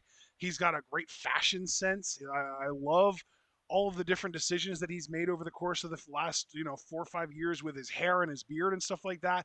He's got a great look. He's got a natural charisma and a natural presence that isn't very common in New Japan. I think I think Tanahashi is another really good example of a guy that just has that natural presence that, again, I don't know if a lot of other dudes, especially like in like the main event of New Japan, really have, where it's like you just look at him and you're just like, okay, that's a star. Like Naito maybe, Okada maybe, but I feel like Tanahashi and Sonata both have more of that natural like star presence than Okada or Naito, or definitely more than Ibushi. I mean, Ibushi looks like a model, but he doesn't necessarily look like like a superhero. You know what I mean? I mean, when he takes his shirt off, he does. But just like him in like normal street clothes, you wouldn't think like, damn, that dude's a star. But you put Sonata in a suit, and all of a sudden we're talking about a fucking anime protagonist, Yeah. So exactly. Yeah, I think Sonata has a lot going for him, and I don't know. I don't really know what else to say. I'm really looking forward to seeing where he goes. I think he is another guy like Naito, where if New Japan knew what they had, he would have probably been a world champion by now. But it just seems like they're content pushing the same 3 or 4 guys, and even Naito being a part of that same 3 or 4 guys is something that I would prefer Sonata getting an opportunity over. Yeah, absolutely. I still see a Wrestle Kingdom main eventer in this dude and everything else. I hope New Japan agrees, but that remains to be seen. I hope we get a Sonata Okada Wrestle Kingdom main event within the next 3 years. The fact that we haven't already kind of surprises me low key, but regardless, number 2 for me, Okada. Nice. I love it. Yeah, I said I'd keep it succinct. I think you said everything perfectly about Okada when you went. I would just say that I respect the fuck out of somebody that believes in themselves so much that they make it part of their character to not use their calling card and still get over and still have some of the best matches on the wrestling card. Yep. So, yeah, Okada, the young legend for a reason. I hope he stays healthy. I want him to have a long career, Tanahashi-esque career, but the dude's still putting out fucking bangers. And honestly, at this point, given New Japan's state, I wouldn't even mind if Okada won G1 this year. Fuck it. Like, I mean, at this point, yeah, dude, it's weird. It feels like they've kind of booked, like the decision to put the title on Shingo feels like they're booking that title around Will Ospreay, because it feels like they didn't put the title on Shingo because they wanted Shingo to be world champion. They put the title on Shingo because they wanted Shingo to be Ospreay's opponent when he got back from his injury. Right. And given that they're booking it around Ospreay, I could totally see Okada Ospreay for Wrestle Kingdom next year for the world title. Yeah. I 1,000% could see them running that back. In fact, you could even color me as calling an early favorite for Okada to win the G1, because I do expect Ospreay to, unfortunately, be world champion. But yeah, I said I'd keep it succinct. That's all I want to say about Okada. Who's next on your list? Number 2 on my New Japan Fave 5 is the Switchblade, Jay White. And the odd thing is, he's not even necessarily this high on my list because of what he's been doing in New Japan Pro Wrestling in Japan. It's a combination of what he's been doing there with what he's been doing in Impact with what he did at New Japan Resurgence, which is like a New Japan Strong pay-per-view. He's just fucking great, man. His character work, I think, is hands down #1 in New Japan. I don't think anyone has better character work than Jay White in New Japan right now. I think he's charismatic as hell. He's a great look. He's great in the ring. We already talked about earlier this year. He had a wrestling masterpiece with Ibushi at Wrestle Kingdom, and like he's since like left and come back, and since he's come back, he's been just as good as he was before he left. He's just a model of consistency, and he's great. And he's only what 28 years old now. Yeah, that sounds about 28. right. Yep, I look 28. Holy fucking shit. Yeah. Goddamn. Yeah. So Jay White's an easy high rank for me. I'm very curious who your #1 is, though. Very easy for me as well, and obvious. Suzuki. I mean, yeah. I'm always gonna give credit to the fucking mob boss. He runs the Yakuza. That's canon to me. Again, I hate feeling so bitter towards New Japan. This was not supposed to happen. I want him to be at least a one-time world champion. It's never happening. I've almost resigned myself to it. As long as he wrestles, though, he's so goddamn good. That's like the singular ember of hope. But, you know, the last real legend of professional wrestling. Like, that's what I've taken to calling him. You know, fuck Silas Young for the last real man thing. You want to see a real man. Look in Suzuki's eyes and tell him he's not a real man. I bet he has some choice words or submissions for you. He's fantastic. So believable in everything that he does. I love him forever. That rounds it out for me. So who's #1 on your New Japan Fave 5? This is exclusively due to recent developments because he finally cut the dead fucking weight. He's been ranking high for me for the longest time, and now is my opportunity to make him #1. It's our... Oh, what's his fucking nickname? God damn it, I forgot about it. Shock something. Shit. The Shock Arrow. I don't know what his fucking nickname is. It's Show. Yes, I love it. I love it. I love it. I love it. I love it. I can't believe I forgot. High Voltage. That's what it is. High Voltage Show. Nice. I totally blanked on his nickname. I was so upset. But yeah, it's High Voltage. Our High Voltage boy Show is #1 on my New Japan Fave 5. And this is like, I said exclusively, but this is like a combination of we've barely been watching New Japan for this grading period, and combine that with like, I feel like even while we have watched, we really haven't been super into anything. Show dumping Yo is the most interesting thing to happen in New Japan to me since probably Wrestle Kingdom itself. Yes. Yes. So it made it real easy to put him at #1 on my list because like I don't feel any like intense amount of emotional connection to anyone else over this 4-month period to be like, no, I have to rank them above Show. But Show, it's like, damn, dude, you're finally free. Let's go. Like the anchor has been lifted. Let's fucking set sail, baby. Oh, abso-fucking-lutely, dude. 1000%. All right. I think it's time for our Stardom Fave 5. What do you say? Dude, I'm low-key jelly. You get to go first on this, but honestly, the Stardom list, just to give a little teaser about the Stardom list, at least the Fave 5, this might be the happiest I've been with a Stardom list really ever. It feels really perfect to me when I'm looking it over. I'm like, yeah, that feels right. Yeah. So I'm really excited to share mine, and I'm stoked to hear yours. I'm very excited to hear yours as well. Again, going from bottom to top of my honorable mentions, so if I don't mention somebody here, and they're not in my Fave 5, they missed the honorable mention list, which means they gotta step their game up to make my honorable mention list. But at the bottom of my honorable mention list is Konami, believe it or not. I do love her, but I just feel like she's kind of floating right now. I want to see her team more with Kid. But unfortunately, she's teaming with Ruaka going forward. Himeka is up next, then Maika, then Mina Shirakawa, then Shuri, Julia, Mayu Iwatani, Saya Kamitani, and finally, at what is effectively #6 on my Fave 5, the last honorable mention I'll mention, Utami Hayashishita. Damn, brother. Oh, this is going to be interesting. I can't wait to hear yours. What the fuck? All right. Honorable mentions for me. Saki Kashima, Unagi. What order are you going in here? Oh, from least to like #6, like okay. Yeah. So let me just go through that again. Saki Kashima, Unagi, Utami, Konami, Mayu, Tam, Julia, and then coming in at effectively number 6, Azumi. Oh my God! You've abandoned her. Hey, okay. Wow, I really have to have another sidebar. This is the second sidebar into recordings. Listen, we are both proud parents, okay? When you do it like that, it makes it look bad for the courts, all right? I did not abandon Azumi. Hey, man, I'm just saying, you have abandoned her from your Five Fave Five. Hey, listen, she's still being acknowledged. You know what true abandonment would be? Her not being mentioned at all, okay? Well, I admittedly actually did do that with one person that might surprise you. Oh, yeah. Yeah, ooh, that is interesting. But yeah, I cannot wait to hear your top 5, but yeah, we totally love Azumi in this house, okay? It's just things happen. Just love her more, obviously.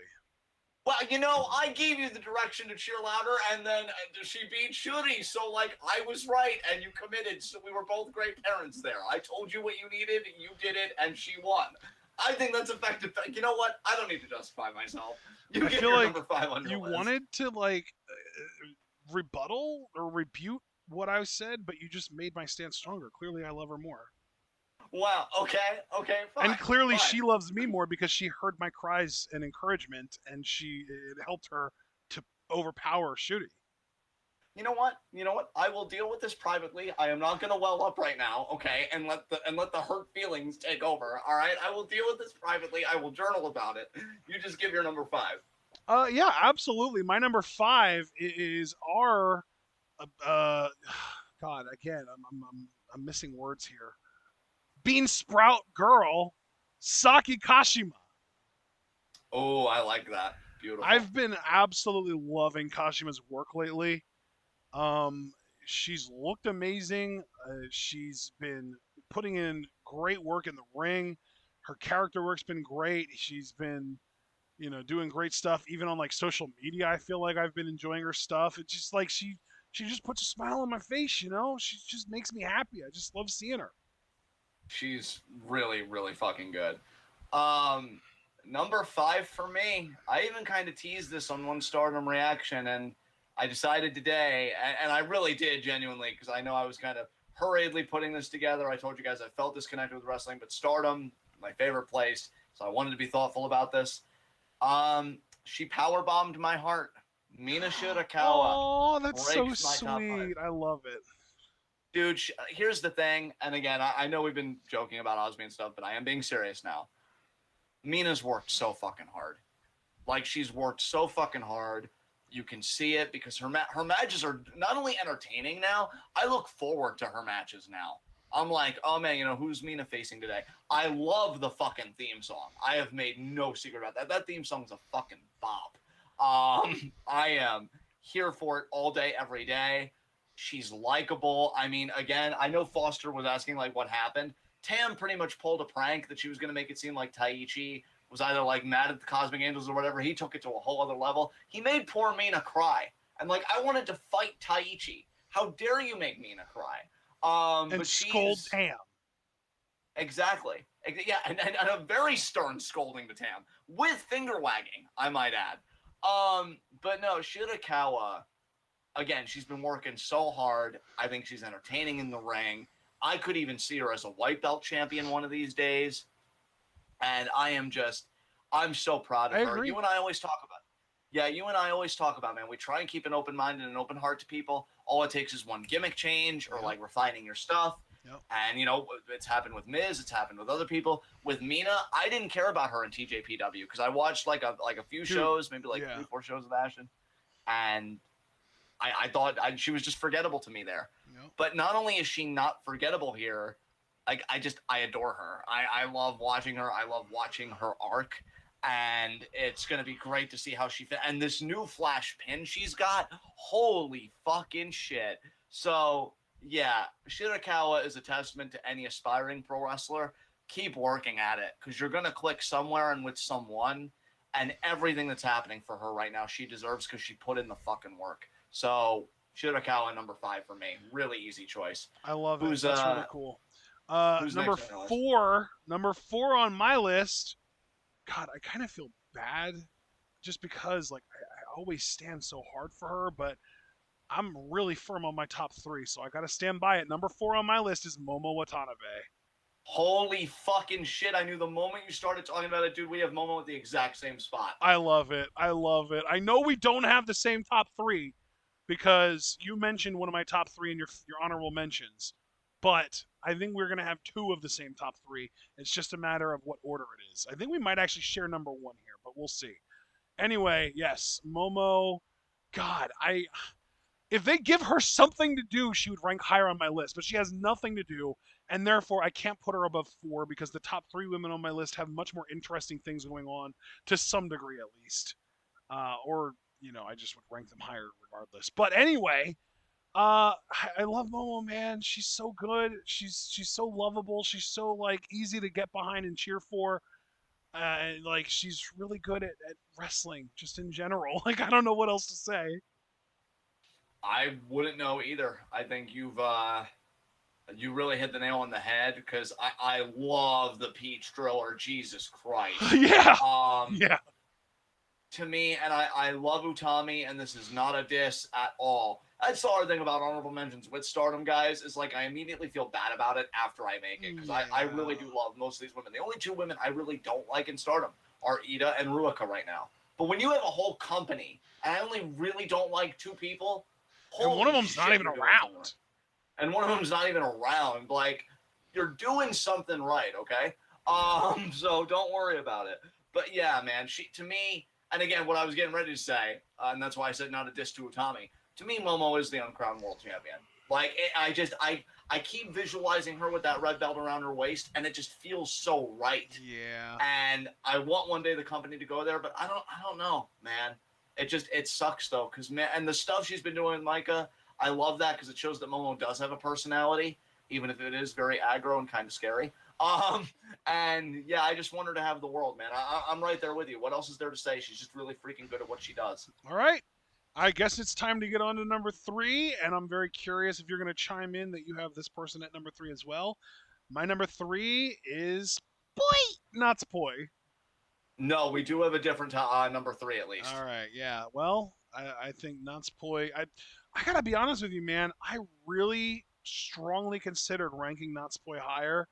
I even had her at number 1 at one point, and then I just realized that I couldn't keep her above the people that I ended up putting in my top 2. But man, she is really like. I think the reason that I instinctively had her at 1 before I filled out the rest of the list and realized that I had to move her down a little bit was because of how noticeable her absence was on the shows that she wasn't on. I feel like I missed the hell out of her on the shows that she wasn't available for because of whatever that was.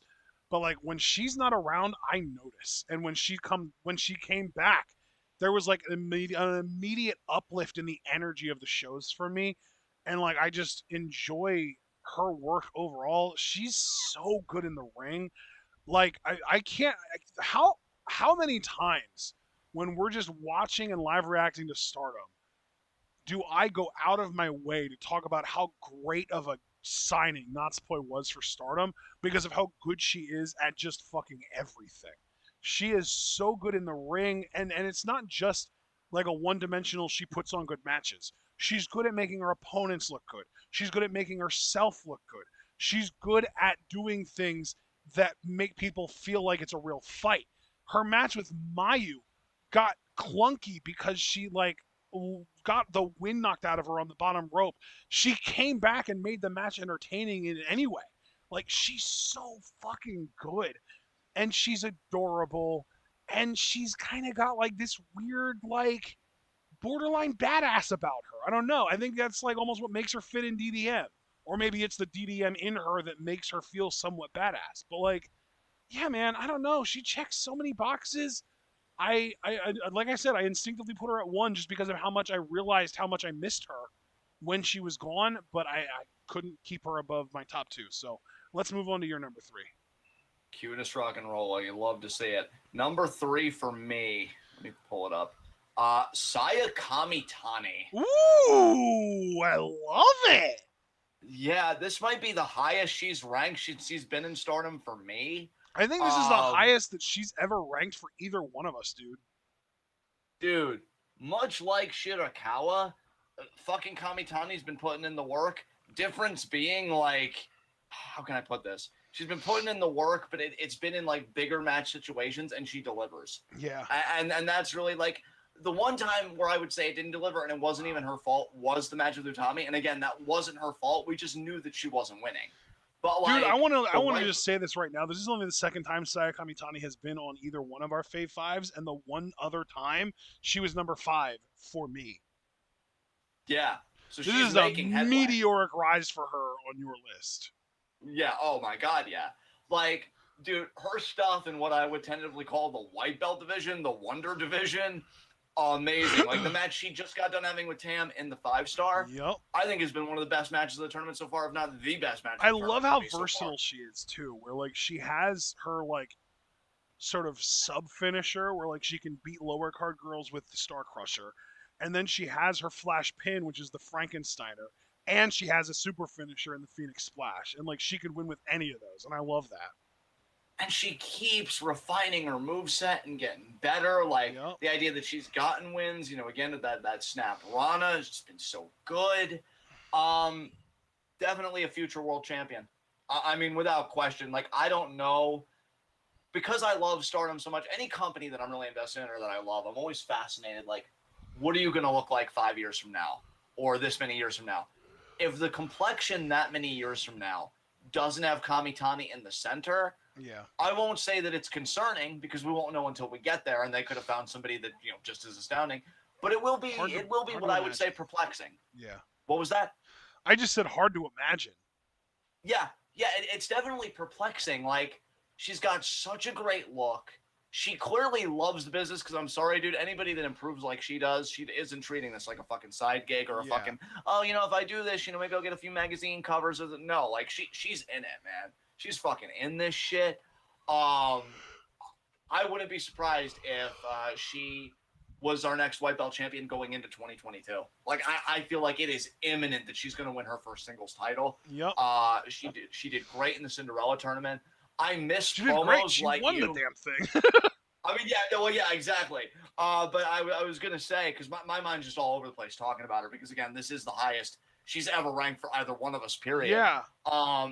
Like you, I miss promos. I just haven't been as vocal about it. I wish she would talk more. I actually think that I low-key was really starting to take a shine to her when, like, she was openly saying, yeah, I'm the future. Yep. I'm the future Stardom. I'm the best. And she still has that swagger in the ring. Yep. I want her to get back, though, to talking her shit. Yeah. Because I think it's fucking great. No, honestly, I think she's one of the best things to happen to QQ, because I would even go as far as to say, if she wasn't in QQ, I wonder if they would be, like, my favorite faction from a work rate standpoint, because, yes, you've got Momo and Azumi, and Utami's a beast, but there's something about Kamitani that she just completes the set. You know what I mean?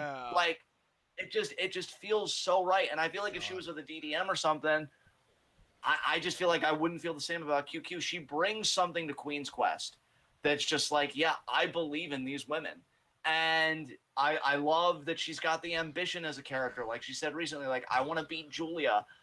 Just everything about her character is so resonant with me, because she's ambitious, but it's not one of those, oh, well, I hope it happens. No, she gets after that shit. Like, her winning her first major singles title is going to be so cathartic.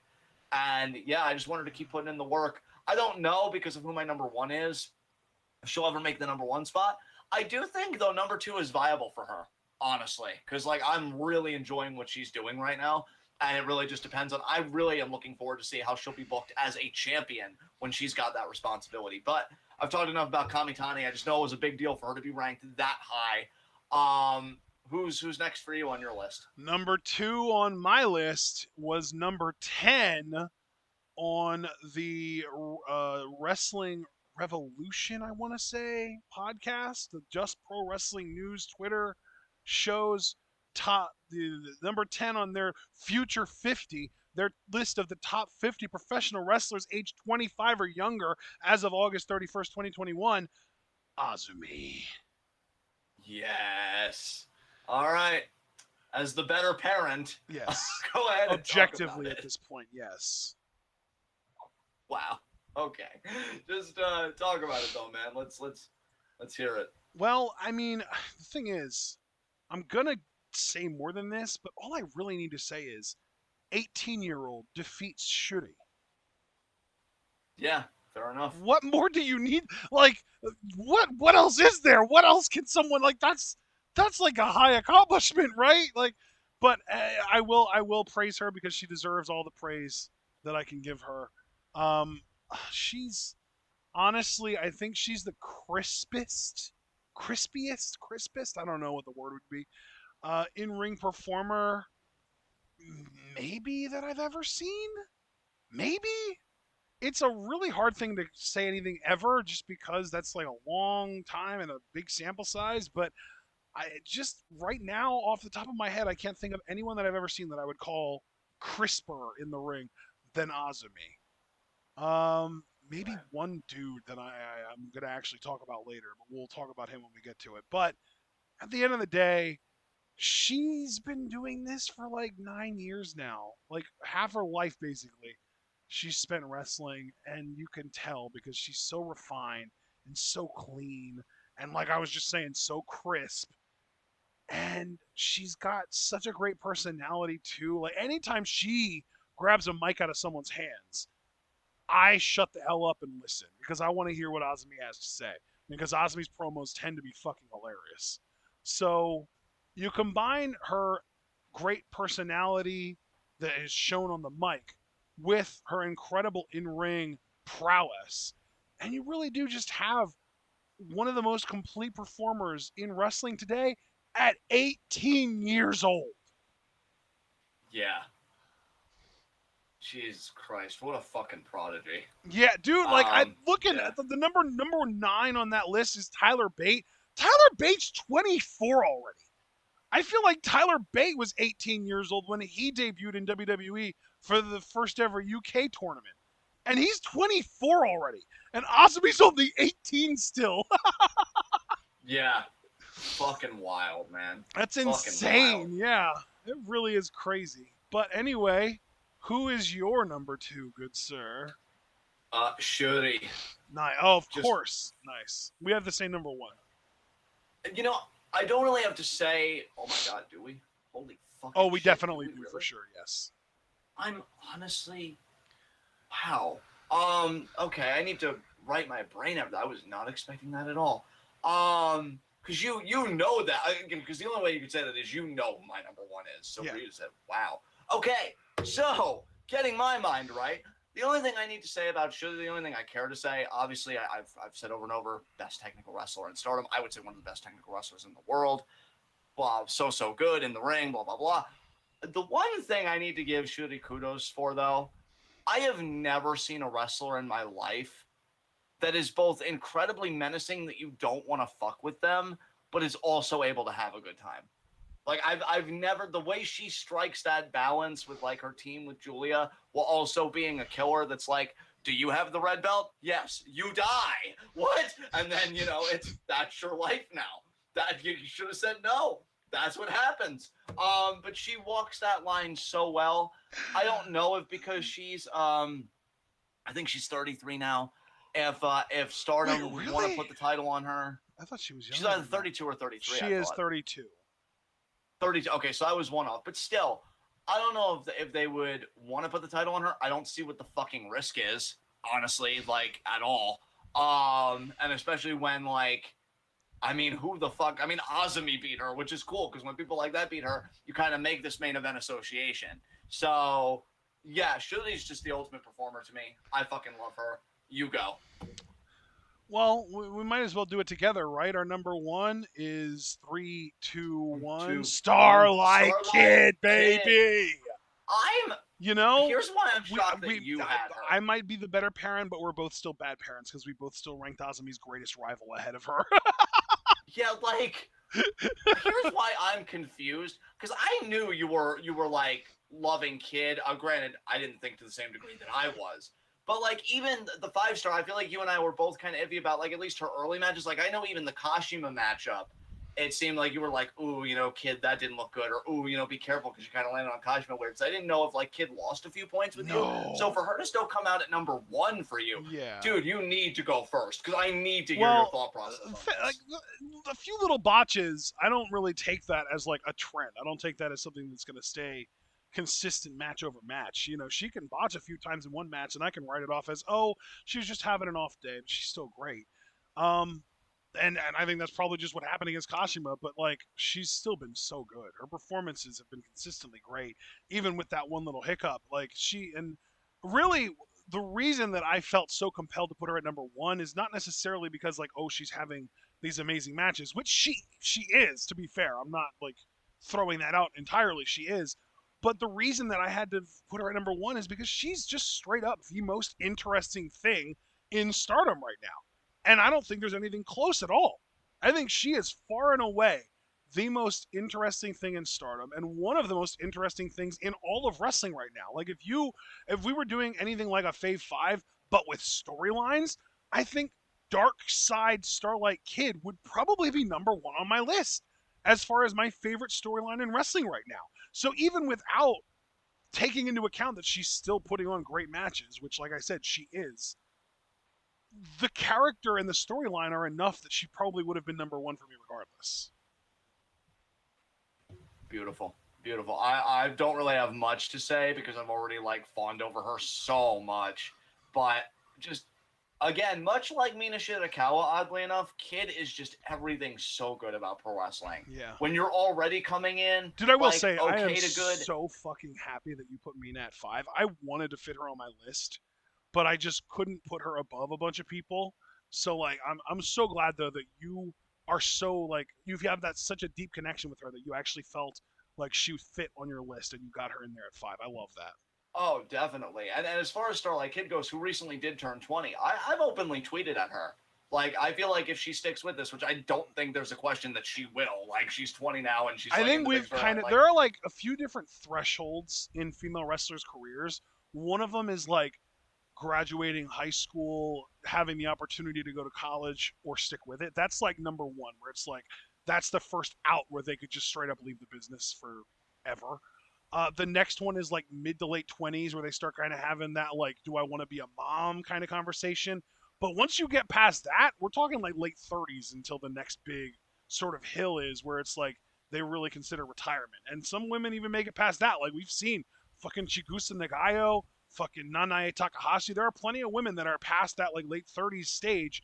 Even Asuka is in her 40s now that don't ever decide to leave the wrestling business. And you love to see that. But I think Kid has eclipsed that first bump in the road where a lot of the time we will see girls that graduate high school and decide to go to college and they don't have time for wrestling, so they leave the business and then they never come back because they want to pursue their career or they want to become moms or whatever it is. Kid, I think, is locked in for the next few years at least. Yeah. Yeah. And man, what a time it is, because I just see her doing everything. I'm loving this story she's a part of. I know it's not going to last, but I have been so irrationally, that's the word I was looking for, irrationally giddy about her leading her block right now. I love watching her matches. I love getting hyped for her matches. I love getting hyped for her. She's fantastic. To know that we share her at number one, I cannot tell you how elated that makes me. I don't know how long she'll keep that. I mean, again, for me, I think she's going to be number one for some time to come, just because I am just so ready for her to do everything. I was crushed when Tam retained the title against her, but I understood it. Yeah. And I'm just so excited to see where the story goes. But again, I know we're almost 10 after 7, so let's get this other list underway. It's going to be super fucking easy for me because I have no honorable mentions and I'm going first. Coming in at number 5, wait, Daniel Garcia. I gotta give my honorable mentions. What are you doing? Oh yeah, you have to give your honorable mentions. So go through that. Again, working my way up from the bottom, Dante Martin. Dude, if you haven't seen this Dante Martin kid, holy fuck, he's insane. I want to, if you haven't seen him at all, I want to find like a video or a few GIFs for you to see because he's ridiculous. Mirai Mayumi from TJPW. Hikari Noa, also from TJPW. She actually just had an exploding barbed wire baseball bat collision with Maki Ito very recently. Shoko Nakajima, Mizuki, Riho, Darby Allin, Sammy Guevara, Malachi Black, Saki-sama, Yuka Sakazaki, and Miyu Yamashita. Beautiful. Okay, now that we did it properly, number 5 for me, Daniel Garcia. I know Caltag Star, aka Jason. He sent me a gif of this guy. Apparently, he works AEW. So I actually watched a few like highlight clips of him. Solid technical wrestler. I would need to see him in more of a holistic kind of environment, promos, matches bell to bell, and stuff outside of highlights. But I do love technical wrestling, and Daniel Garcia might be able to scratch that itch. So 5 for me, Daniel Garcia. Yeah, you really shocked me with that one. I did not see that coming, just because I didn't know you had any exposure to him. Yeah. All right. Well, number 5 for me is probably pretty predictable, actually. Jamie Hayter. Oh, God. Ann Hansen. Yeah, it's so good to have her back. I think she's actually going to have her first proper match back with AEW this week. I don't know if it'll be on Dynamite or Rampage, though. I did see that she was slated for a match. I don't remember who against. It might be Red Velvet. I don't remember. But I'm looking forward to seeing her back in the ring. It's great to see her back in wrestling in general. Not just working like fucking OTT and Rev Pro and shit. So I guess back in what is in my mind mainstream wrestling in general. And yeah, I love Jamie Hayter. I look forward to see her much more. And she's actually one of the reasons that I've been enjoying AEW a little bit lately. Yeah. All right. I love it. Number 4 for me, Chris Bay. Bro, same! I have Bay at 4 as well. That's crazy. That's maybe the first time that's ever happened in a fucking other list. Yeah. That's amazing. Yeah. Holy shit. The dude's fucking insane in the ring. I think if I remember correctly, he did join Bullet Club with Jay White. Yeah, he is officially a member of Bullet Club. He and Jay White have been doing a lot of teaming up together. Yeah, Chris Bay is Bullet Club right now. Yeah. Fuck yeah. Is there anything you want to add? No, I think he's awesome. He's charismatic as hell. He kind of reminds me of Swerve a little bit in some ways, but obviously they're still very different in a lot of ways. And I look forward to seeing what Chris Bay does next. I think Impact is the toughest wrestling show for me to watch. Not even necessarily because it's like the worst one by any means. I think Raw is way worse than Impact, but because it's not on TV, so I have to actively remember to pull up Twitch and pull it up every Thursday. And if you want the truth, I couldn't even tell you if it starts at 8 or 9 o'clock p.m. I genuinely don't know. But I do want to start trying to make more of an effort to just have it on in the background, even if I'm not actively watching it the whole time, just to kind of keep an eye on guys like Bay and Jay White and maybe potentially even Juice and that kind of stuff, because I do like a lot of the guys that are, and some of the women too, like Deanna and Tennille and those women. Like, there are women in Impact that I'm interested in as well. I think I actually heard Ava Story or Skylar Story, or I forget what her other name is, but she was in WWE for a minute and they just released her. I think she was on Impact last week. So yeah, I gotta check Impact out more often. I need to be more vigilant about remembering to pull up Twitch on Thursday nights. Yeah, all right. Fucking love it. All right, number 3 for me, Thunder Rosa. Love it. Fantastic. I mean, I am so happy for her and all the success that she has come to know. She deserves every bit of it. Phenomenal, brilliant, and I really need to be more attentive to her stuff, admittedly. Like I'm telling you, these other lists would be just so much easier if I liked AEW. I swear, because like everybody that I would like individually and I have liked individually is there. It's just maybe one day I'll find the motivation. I know today isn't that day. You all got to be patient with me if it ever happens. Maybe if you don't want to watch a full episode of Dynamite, maybe just give Rampage a chance one Friday, because that's only an hour show. Yeah. Yeah, I think a little bit at a time. It's kind of like, and I really don't mean this as a diss, but it's kind of like when they say, like, drink a little bit of poison each day and build up that immunity. Maybe I could get over the things I dislike about AEW when it's just a little bit of exposure each time. Yeah. But yeah, Thunder Rosa is great. Next for you on your list? Number 3 for me on my list is Christian Cage.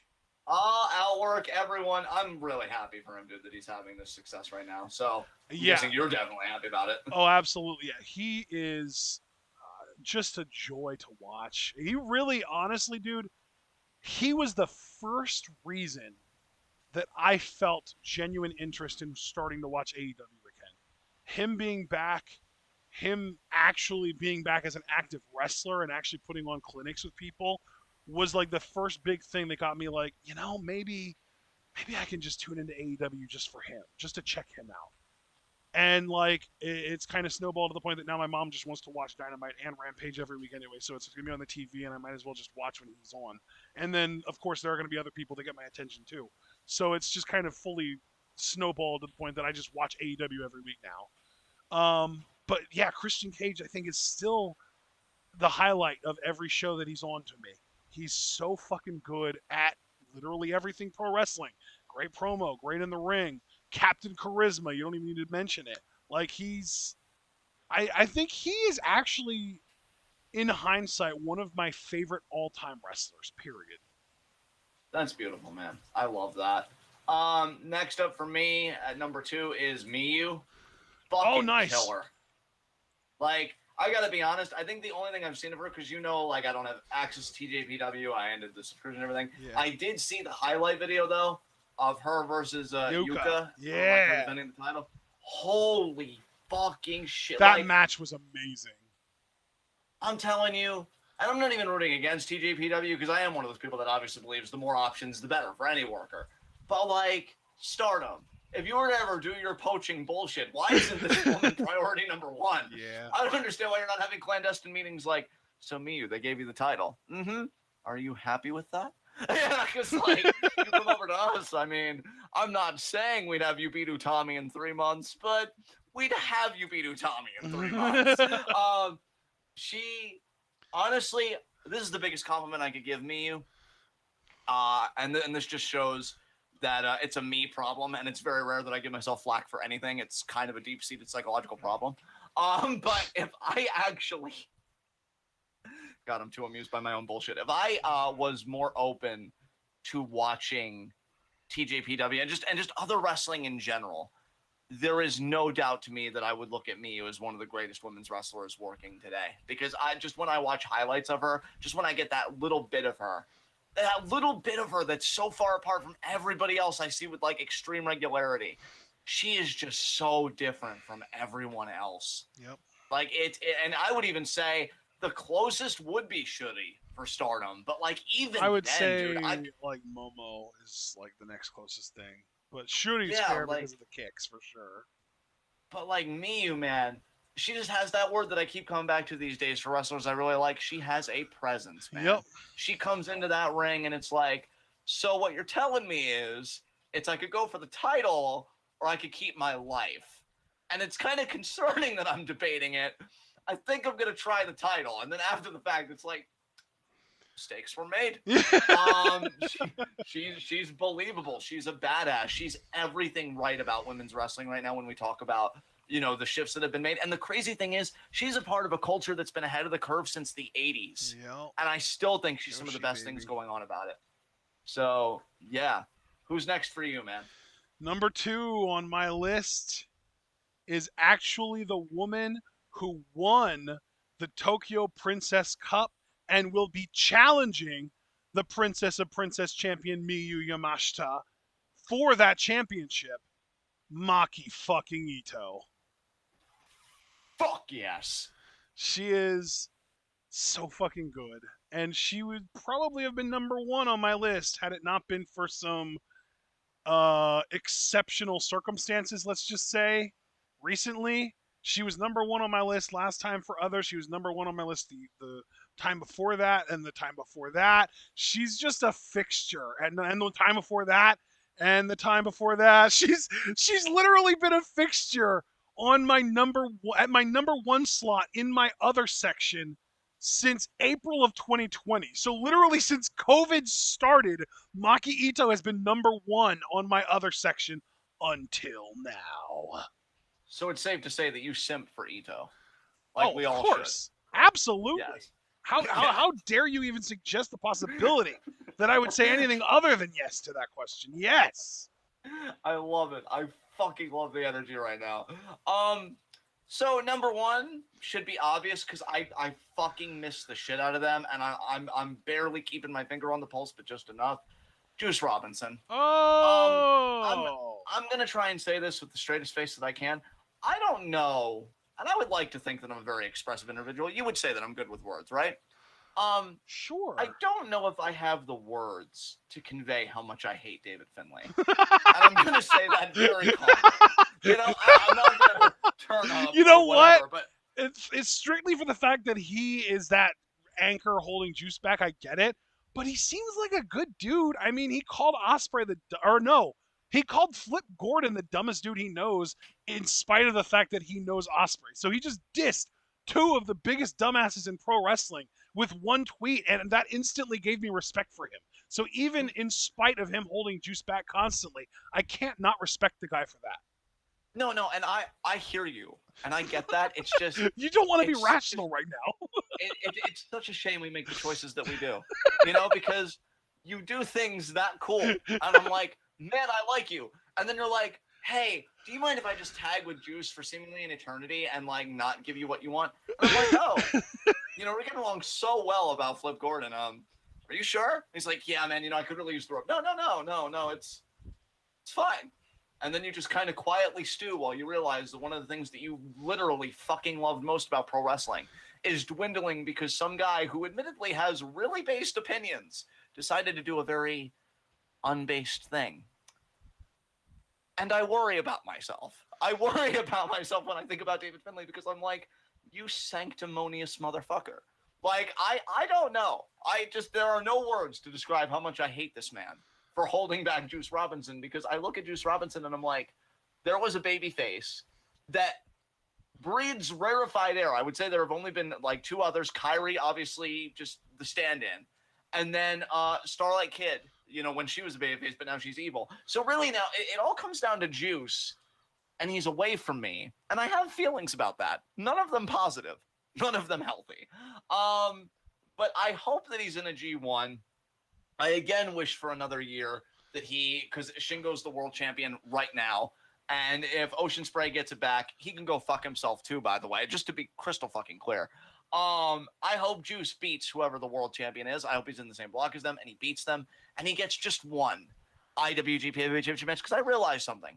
I realized that I don't want Juice to fight for the IWGP Heavyweight title because I think he'll win it. I mean, I hope he wins it, but that's not a guarantee. I just want him to be in that spot to show everybody how fucking good he is in a main event spot. The guy came back last G1. We all remember it. New hair, new look, like a Blues Brother vibe. His crowd control is immaculate. I miss him now. I know, right? His crowd control is immaculate. The way he wrestles is so old school, but not in a way that puts me to fucking sleep. Because I've tried watching 80s like WWF. Like God, I'm so sorry you put yourself through that. Why, John? Why? No, it was years ago when I was a budding wrestling fan and I wanted to kind of taste everything, at least on the Western side, because nobody told me, hey, other countries have wrestling.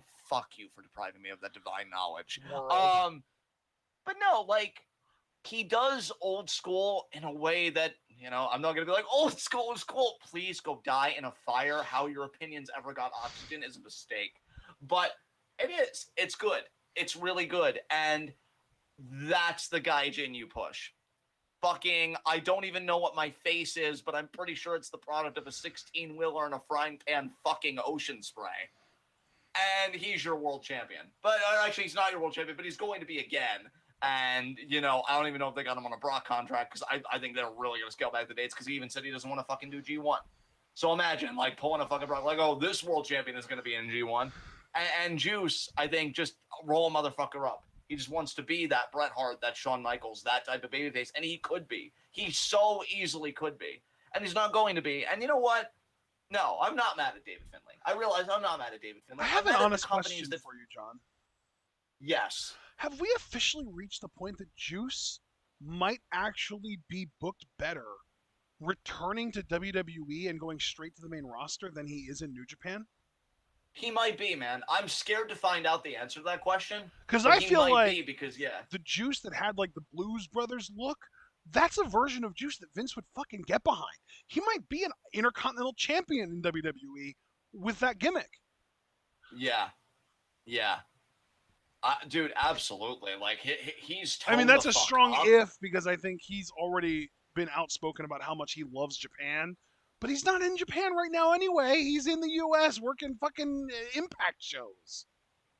I mean, honestly, guys, and I know it was forever ago, but I will always say that, like, him beating Omega in that 1G1, I think that honestly is going to go down as one of my top 10 favorite wrestling moments of all time. Yeah. Like, the commentary, the crowd, everything was so perfect. So to conclude my rant, because I really lost myself there.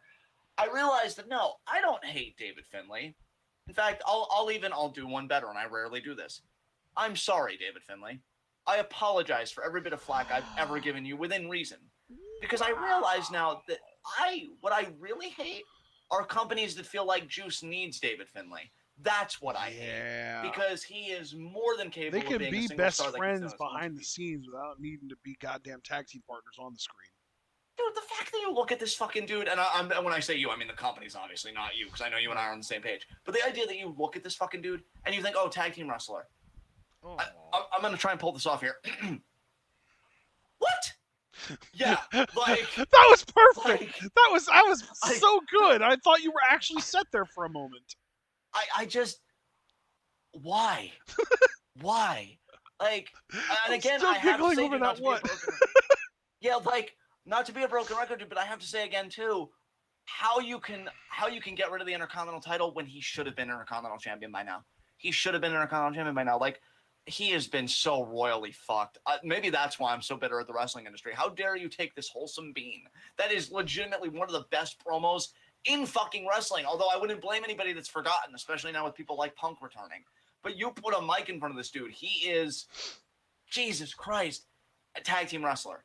I hate it. I hate it. So he's going to be my number one until they fucking fix it. And then you know what? He's going to still be my number one. And then at least it'll actually be fucking justified because they'll do something worth his fucking talents. So fuck any company. Not David Finlay. He's only doing his job and he's only getting paid like every wrestler fucking does. Fuck any company that looks at this dude that has worked his ass off to get in the best shape of his life, have the look of a pro wrestler, and make pro wrestling fun again, both as a character and as a guy that's solid in ring, and think, oh yeah, sorry kid, let's just put the Impact tag titles on you with David Finlay. Or New Japan, oh yeah, sorry, let's put the heavyweight tag titles on you with David Finlay. No Intercontinental title for you, no world title shot even for you.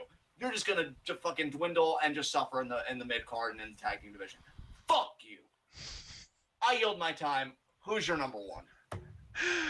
Oh God. Well, I was kind of in the middle of preparing, and then you abruptly ended. So I just here it comes. I think. Yeah, here it is. Here we go. Oh, I'm opening up, baby. Come on. What is it? Oh, okay. Well, I got an ad. So when the ad is over, you'll hear the easiest indication of who it is.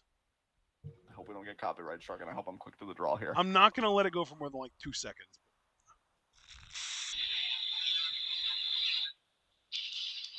Already? Yeah. Holy shit, dude. Floor, I need to hear this. I mean, I'm just gonna be 100% transparent right out the gate. He's not number one overall. He's not my number one worldwide.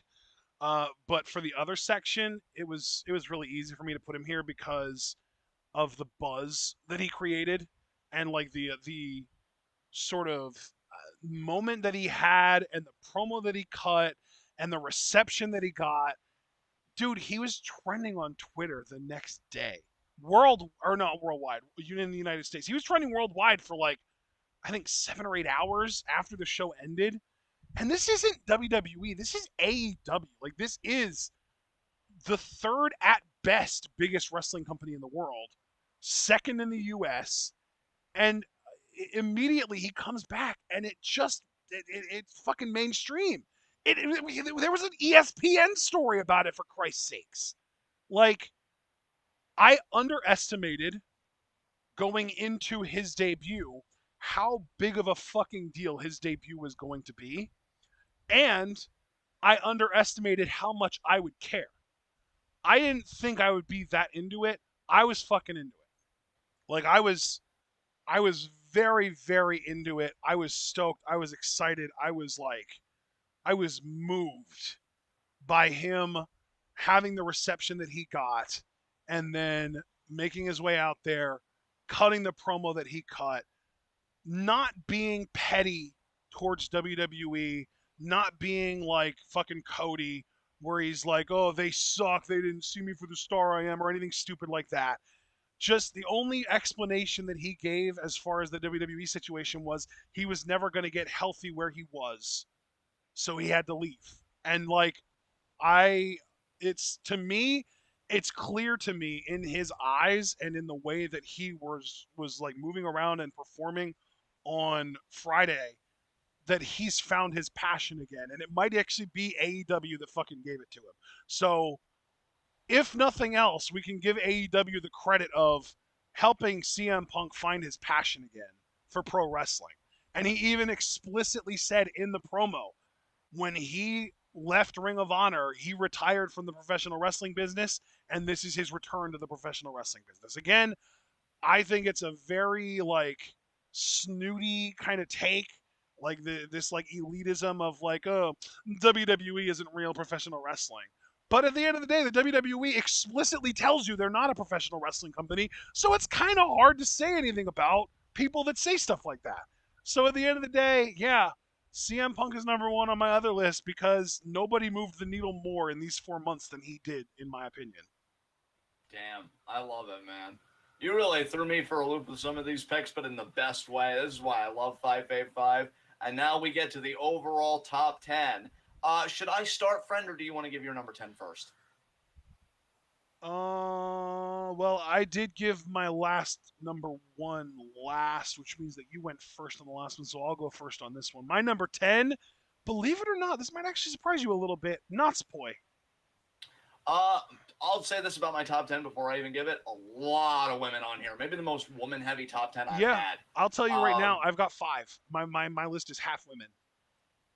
Dude, I think I have 6. Holy shit. 10, Dakota Kai. Love it. Wait, was Dakota even on your NXT list? She was. She was number 4 on my NXT list. So you've got Escobar, Grimes, and Cole on your top 9. Damn, okay. Number 9. Cameron Grimes. Saya Kamitani. Ooh, okay. That's interesting too. I love it. Yeah, she was number 3. Okay. Number 8 for me, Christian Cage. Actually, wait. I should kind of. Putting my top 10 together, I did get 2 names mixed up. So put number 9, change that to Momo, and then number 8 would be Kamitani, because I realized that Kamitani ranked above Momo. So I apologize for that. But yes, 8 is Kamitani, 9 would be Momo Watanabe. So who's 8 for you? 8 was Christian Cage for me. 7 for me is Io Shirai.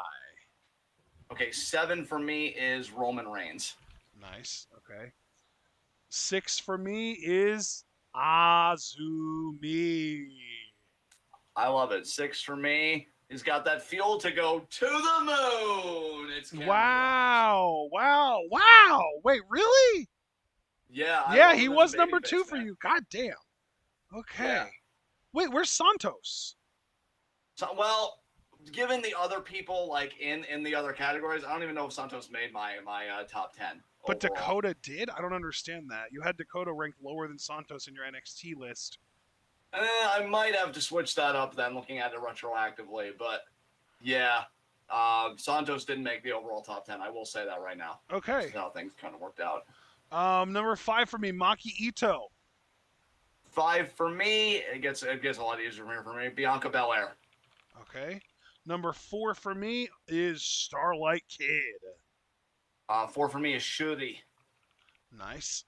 3 for me, CM Punk. 3 for me, Adam Cole, baby. Nice. Okay.